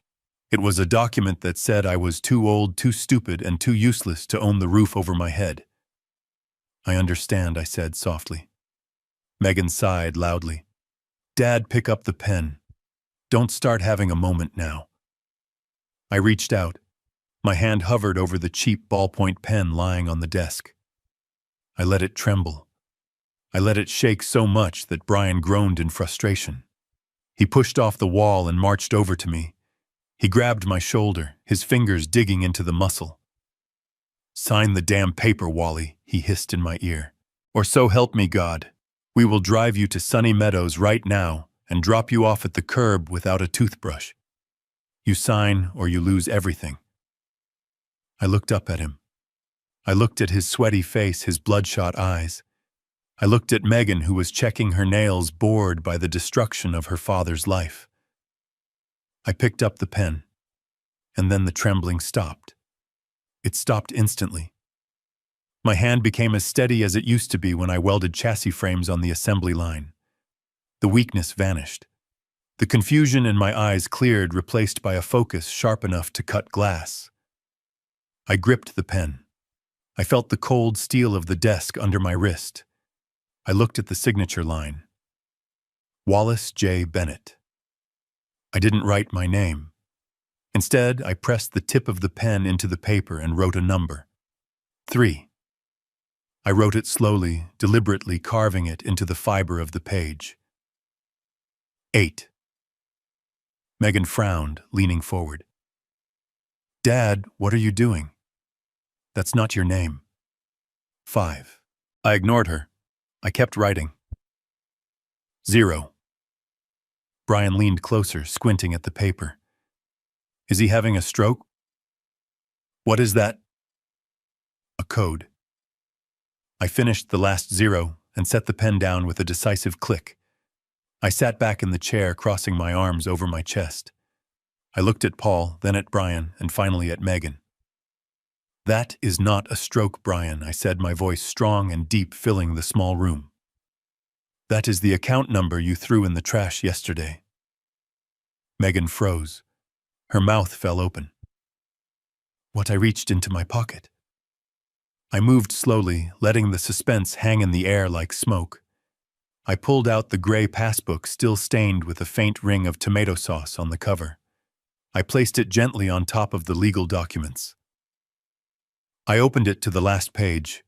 I pointed to the handwritten balance. $3,850,000, I said, enunciating every syllable. The room went silent. Dead silent. You could hear the hum of the lights and the ragged breathing of three greedy people realizing they had made a fatal miscalculation. Megan stared at the book. Her eyes bulged. She reached out a shaking hand to touch it, but I slapped her hand away.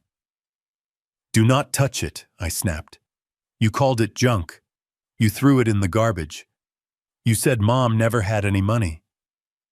I stood up. I towered over them. The old man posture was gone. I was 6 feet of anger and justice. She wasn't poor Megan. She was smart. She saved every penny while you were buying designer purses. She invested while you were leasing cars you couldn't afford. And she hid it because she knew. She knew exactly what you would do if you found out. Brian was hyperventilating. He looked at the number, then at me, then at the number again. 3 million. Wally. Dad. Is that real? Is that cash? It is real, I said, pulling my wallet out. And it belongs to me. I pulled out the obsidian card. The black metal caught the fluorescent light gleaming like a weapon. I dropped it onto the desk. It landed with a heavy metallic clang that sounded like a prison door slamming shut. The bank gave me this yesterday, I said. Unlimited access. I could buy this entire strip mall right now and turn it into a parking lot if I wanted to. Megan looked at the card. Her face went from shock to a twisted, desperate greed. She looked at me and I saw the wheels turning. She was trying to pivot. She was trying to find a way to rewrite the last 48 hours. Dad. She stammered, a fake smile trembling on her lips. Dad, why didn't you tell us? We wouldn't have tried to sell the house if we knew you were secure. We were just worried about you. This changes everything. We're rich, I asked, my voice dropping to a dangerous whisper. There is no we. I looked at the legal papers. I picked up the folder and tossed it at Paul. You can shred these, I said. I won't be signing over my house. And I won't be going to Sunny Meadows. I turned to Brian. And you, I said. You owe $80,000 to people who break legs for a living. You thought selling my house was going to save you. Brian nodded frantically, sweat pouring down his face. Wally, please. We're family. You have millions. You can help me. Just a loan. I'll pay you back. I laughed. It was a cold, harsh sound. Pay me back with what you have? Nothing, Brian. You are a leech. And leeches don't pay debts. They just suck until there is nothing left. I reached into my jacket pocket again. But don't worry, I said. I didn't come here just to brag. I brought something for you too. I pulled out the composition notebook. The evidence of murder. I slammed it down on the desk next to the black card. This is Mom's diary, I said. And inside are the lab results from the tea you gave her. The color drained from Megan's face so fast she looked like a corpse. She backed away until she hit the wall. Dad, what is that? It's the end of the line, Megan, I said. It's the receipt for the poison you fed your mother. And then before she could scream, before she could run, the door to the office exploded inward. The explosion was deafening. Splinters of the cheap laminate door sprayed across the room like shrapnel. Dust billowed in the air, swirling in the fluorescent light. Men in tactical gear swarmed through the breach, their voices booming commands that overlapped into a wall of noise. Federal agents, hands in the air, nobody move. Paul the forger hit the floor instantly. He knew the drill. He curled into a ball under his desk, whimpering, his hands laced behind his head. But Megan and Brian, they didn't move. They didn't drop to their knees. They didn't look at the agents pointing rifles at their chests.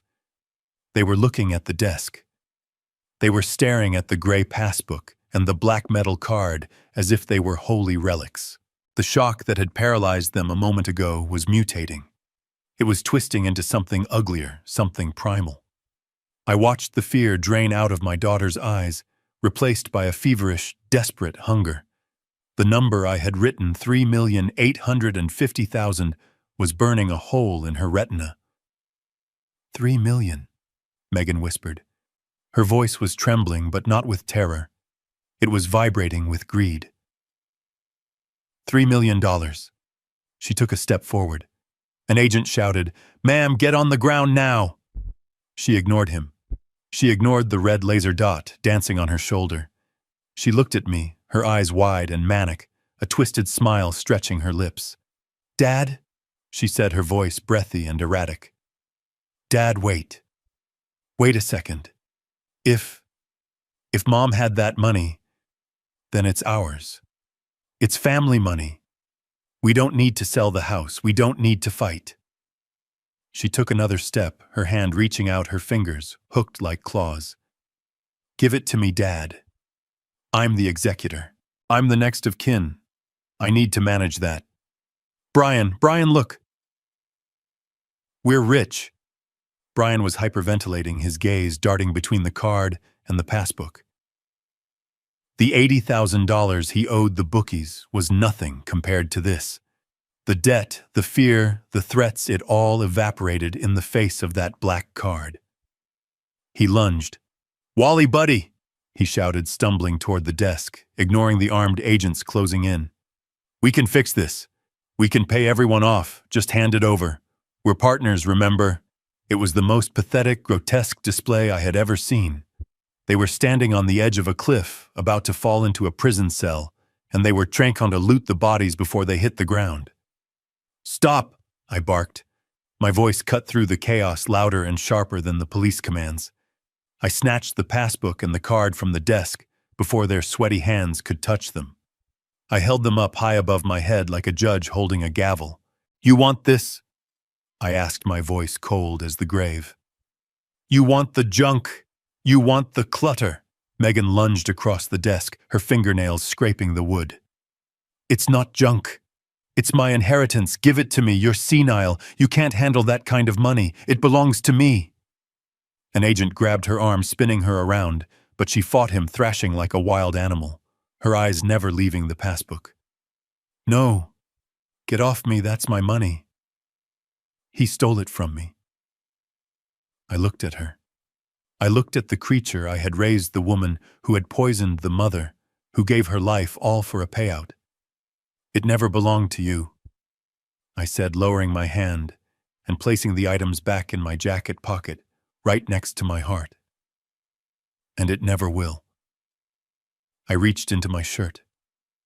I ripped the tape that had been holding the wire to my chest. The sound of the adhesive tearing was sharp and final. I pulled the small black device free, the red light still blinking steady and true. Megan froze. The agent had her pinned against the file cabinet now, but she stopped struggling. She stared at the wire in my hand. "What? What is that?" she gasped. "This," I held it up. "This is the rest of the inheritance, Megan. You wanted the assets. Well, here are the liabilities." I pressed the playback button. The audio was tinny, but in the sudden silence of the room it was crystal clear. It was Brian's voice, recorded just last night in my kitchen. "Those pills, you know. The blue ones. She hated taking them. But I made sure she took them, Dad. Every single Sunday. I made sure she took extra." Megan's face went the color of ash. Her knees buckled. Brian, who was being cuffed by two agents against the wall, started sobbing. No, that's out of context. That's not what I meant." "And this phone," I said, pulling a folded piece of paper from my pocket, the lab report from the notebook. I unfolded it and slammed it onto the desk. "This is the toxicology report. Digoxin, lethal levels. You didn't just wait for her to die. You murdered her." The room seemed to shrink. The air was sucked out of it. Even the agents paused for a second, looking from me to the woman pinned against the cabinet with a new disgust. Megan looked at me. Her mask was gone. The arrogance, the entitlement, the fake concern, it was all stripped away, leaving nothing but a scared, vicious child. "She was old," Megan screamed, spit flying from her mouth. "She was useless. She sat in that house hoarding money while we struggled. She owed us. She didn't even spend it. She just let it rot in a book. She was saving it." I roared back, my voice shaking the walls. "She was saving it for you. She wanted to surprise you. She wanted to pay off your house. She wanted to send your kids to college. She lived on coupons and wore old coats so she could give you a kingdom, and you killed her for the copper wiring." I walked around the desk. I stood inches from her face. The agent holding her stepped back slightly, giving me the space I had earned. Megan looked at me, tears streaming down her face, but they weren't tears of remorse. They were tears of loss. She was mourning the money she would never touch. "She was a librarian," Megan whispered, shaking her head. "She was a nobody. She was poor." I leaned in close. I wanted her to hear this. I wanted this to be the last thing she remembered before the cell door slammed shut. "Your mother wasn't poor, Megan," I said, spacing out every word like a punch. "She was the richest woman I ever knew. She had patience. She had discipline. She had love. She had a richness of spirit you couldn't understand in 1,000 lifetimes." I straightened up, adjusting my cheap suit jacket. I looked at Brian weeping on the floor. I looked at Paul shivering under the desk. And I looked at my daughter. "You look at a bank balance and you see wealth," I said. "I look at you and I see nothing. Empty. Bankrupt." I turned my back on her. "My wife wasn't poor," I said over my shoulder. "Only your character is poor, and that is a debt you can never pay off." "Get them out of here," I said to the lead agent. "I have a funeral to finish." As they dragged her out, Megan began to scream. Not my name, not Dad. She screamed for the book. "The code!" she shrieked, her voice echoing down the hallway. "What's the code, Dad? Just tell me the code." I listened until the door slammed shut, cutting off her voice. Silence rushed back into the room. It was heavy, but it was clean.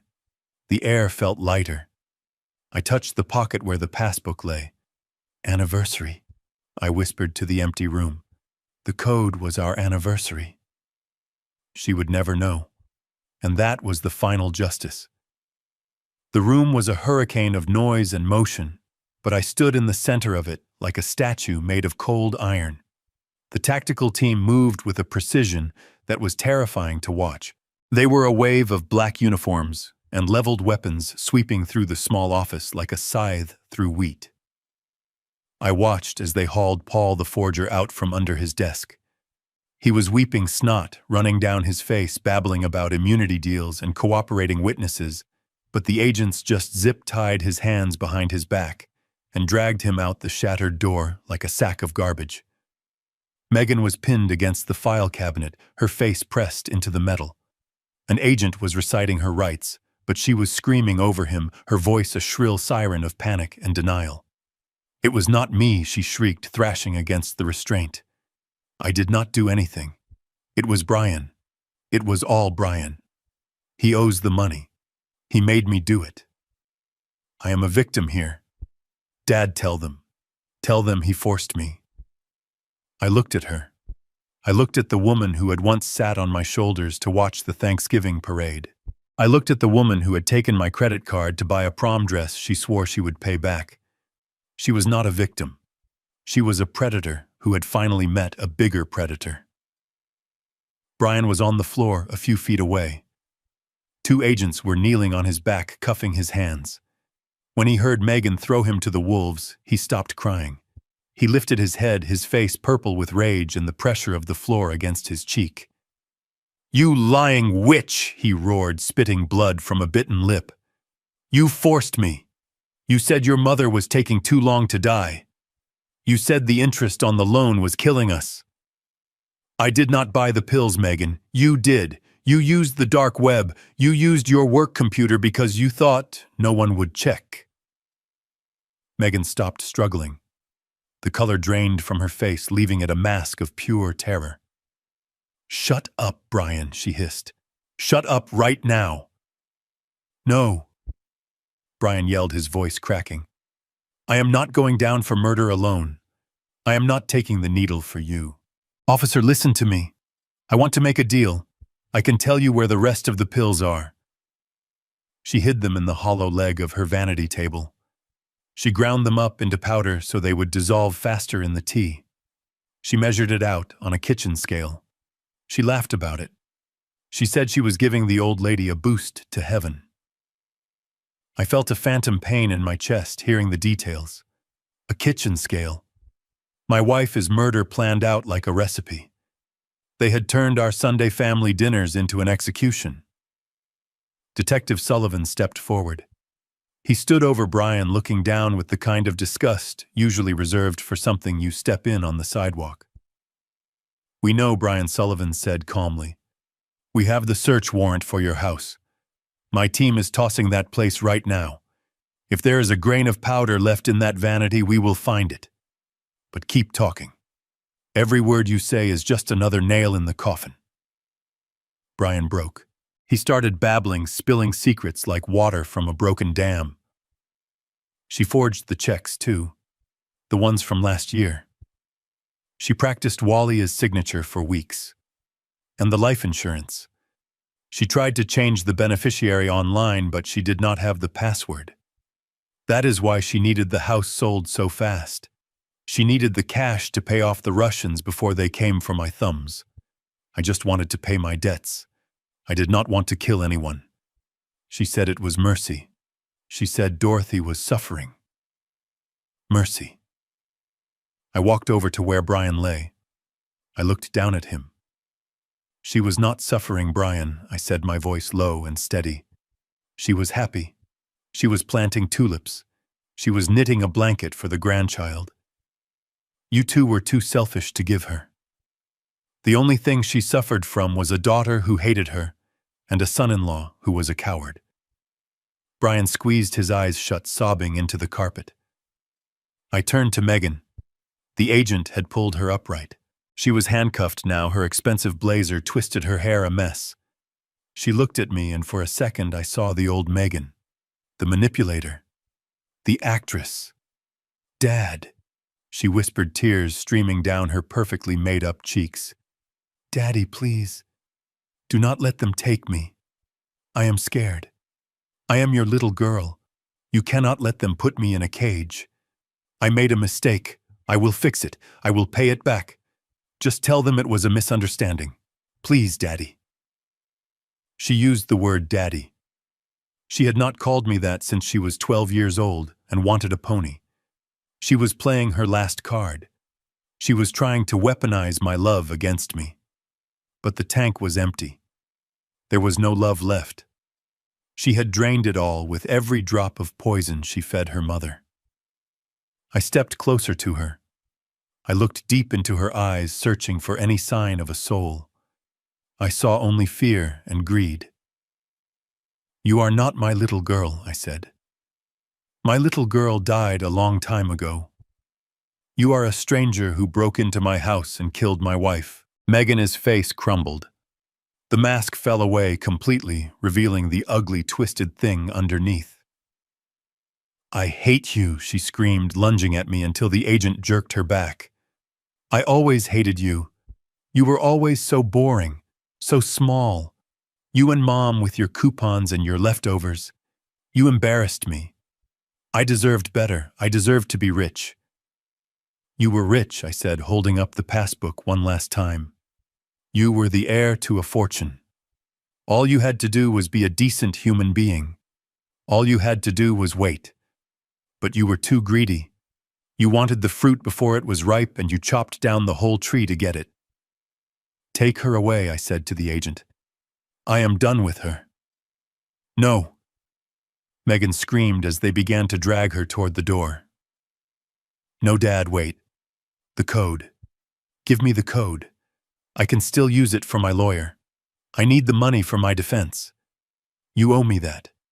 You owe me a defense. I watched her go.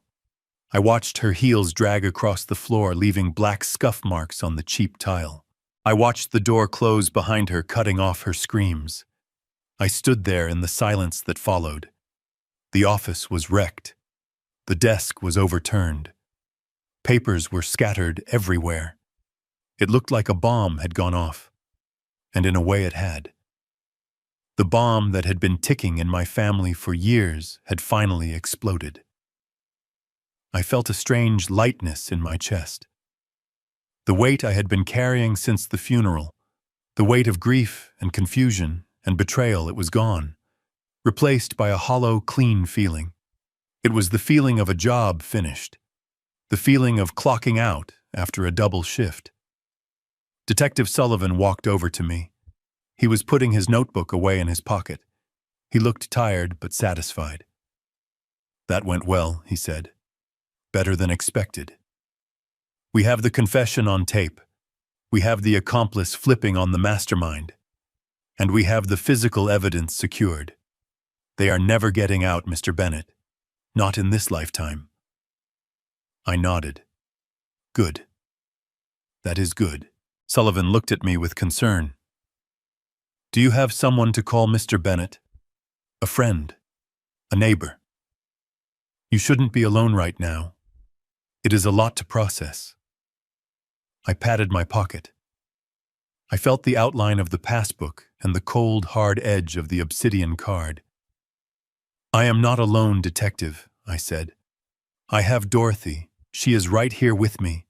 She saw the whole thing." Sullivan smiled gently. "I bet she did. She was a hell of a woman, Mr. Bennett." "The best," I said. I looked around the room one last time. I looked at the spot where my daughter had stood and screamed that she hated me. I looked at the spot where my son-in-law had begged for mercy he didn't deserve. I took a deep breath of the dusty air. "I am hungry," I said, realizing it was true. "I haven't eaten a real meal in 3 days." Sullivan chuckled. "I could eat. The paperwork on this is going to take hours." I reached into my wallet. I pulled out the black metal card. It caught the light, heavy and substantial. It looked like a tool for building a new life.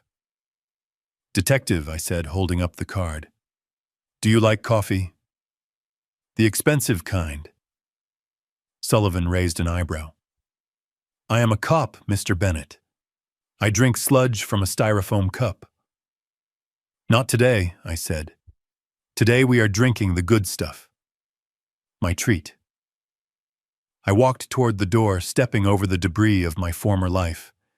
I didn't look back at the empty office. I didn't look back at the wreckage of my family. I walked out into the parking lot. The police cars were flashing their lights blue and red, reflecting off the glass of the storefronts. A crowd had gathered, attracted by the commotion. I saw neighbors pointing and whispering. I saw a police cruiser pulling away Megan in the back seat, her face pressed against the window, screaming silently. I watched it go.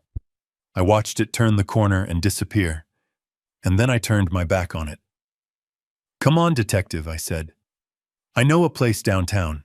It has white tablecloths and waiters who call you sir. Dorothy always wanted to go there, but we never did because we were saving for a rainy day." I looked up at the sky.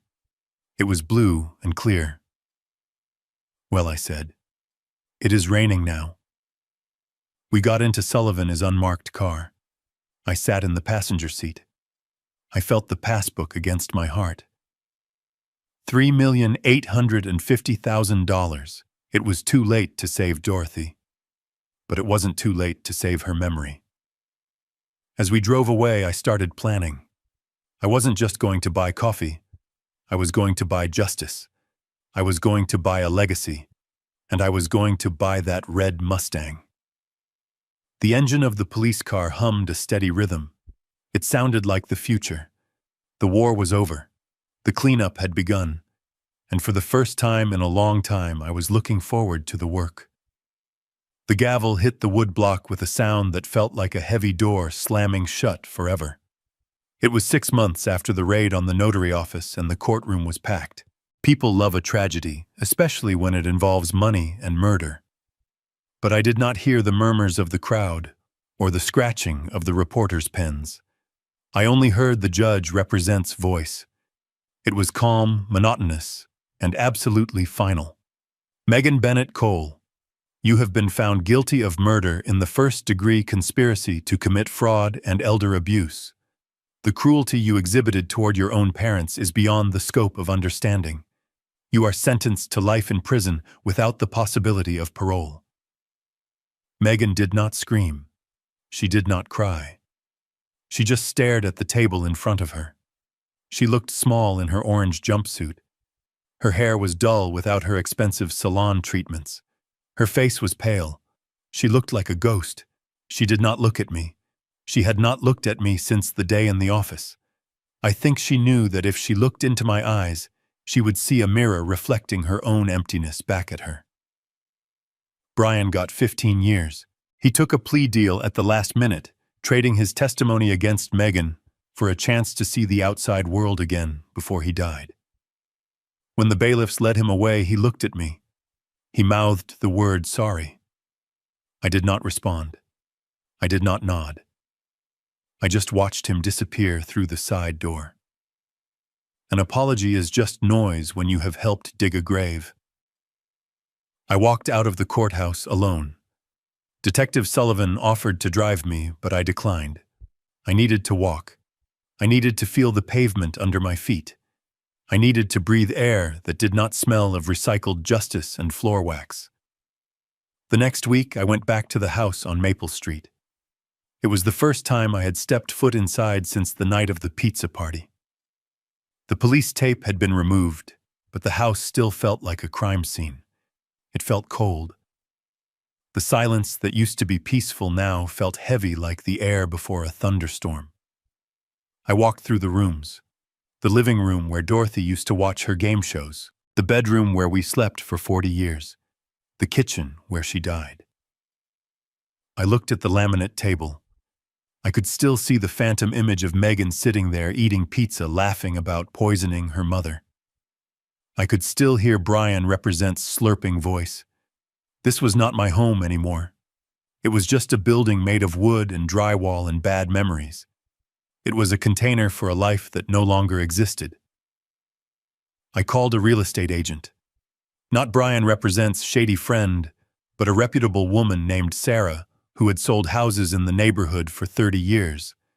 I told her I wanted it gone. I do not care about the price, I told her standing in the empty hallway. I just want it sold to good people. A young family.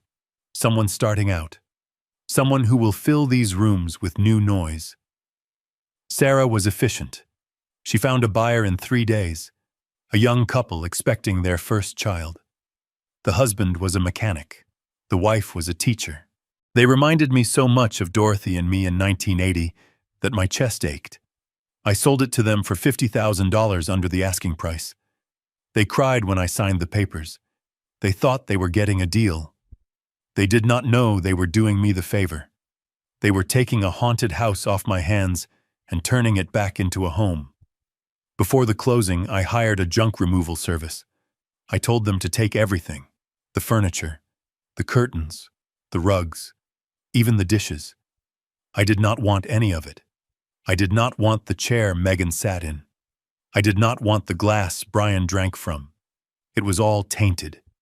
It was all infected with their greed. I kept only a few things, a small box. Dorothy is knitting needles, a few photo albums from when Megan was a baby before the world corrupted her, and of course the passbook. I stood in the driveway one last time. The dumpster was gone. The grass was starting to grow back where the heavy metal bin had crushed it. The hydrangeas were blooming again, resilient and bright blue. I locked the front door. I slid the key under the mat for the new owners. I did not look back. People say you should say goodbye to a house. You should walk through the rooms and touch the walls and thank it for the shelter. But I had nothing to say to this house. It had witnessed the best years of my life and the worst week of my existence. I walked down the driveway to the curb. I felt lighter, physically lighter.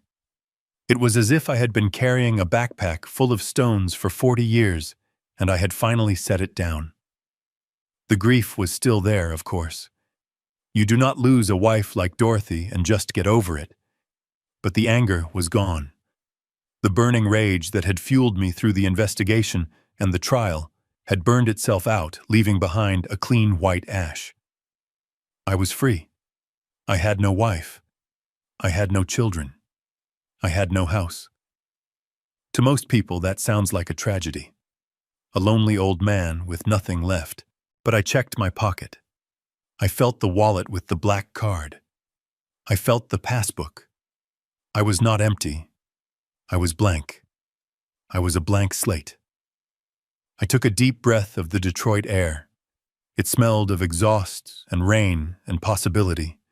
I turned my back on Maple Street and started walking. I had one more purchase to make, one more promise to keep. And this time I wasn't going to be cheap. I was going to the dealership. The engine of the 1969 Ford Mustang roared to life with a sound that felt like a lion waking up in my chest. It was not a polite sound. It was a deep, guttural growl of raw American horsepower. I gripped the wooden steering wheel, feeling the vibration travel up my arms. It was the same vibration I used to feel on the assembly line, but this time it did not mean work. It meant freedom.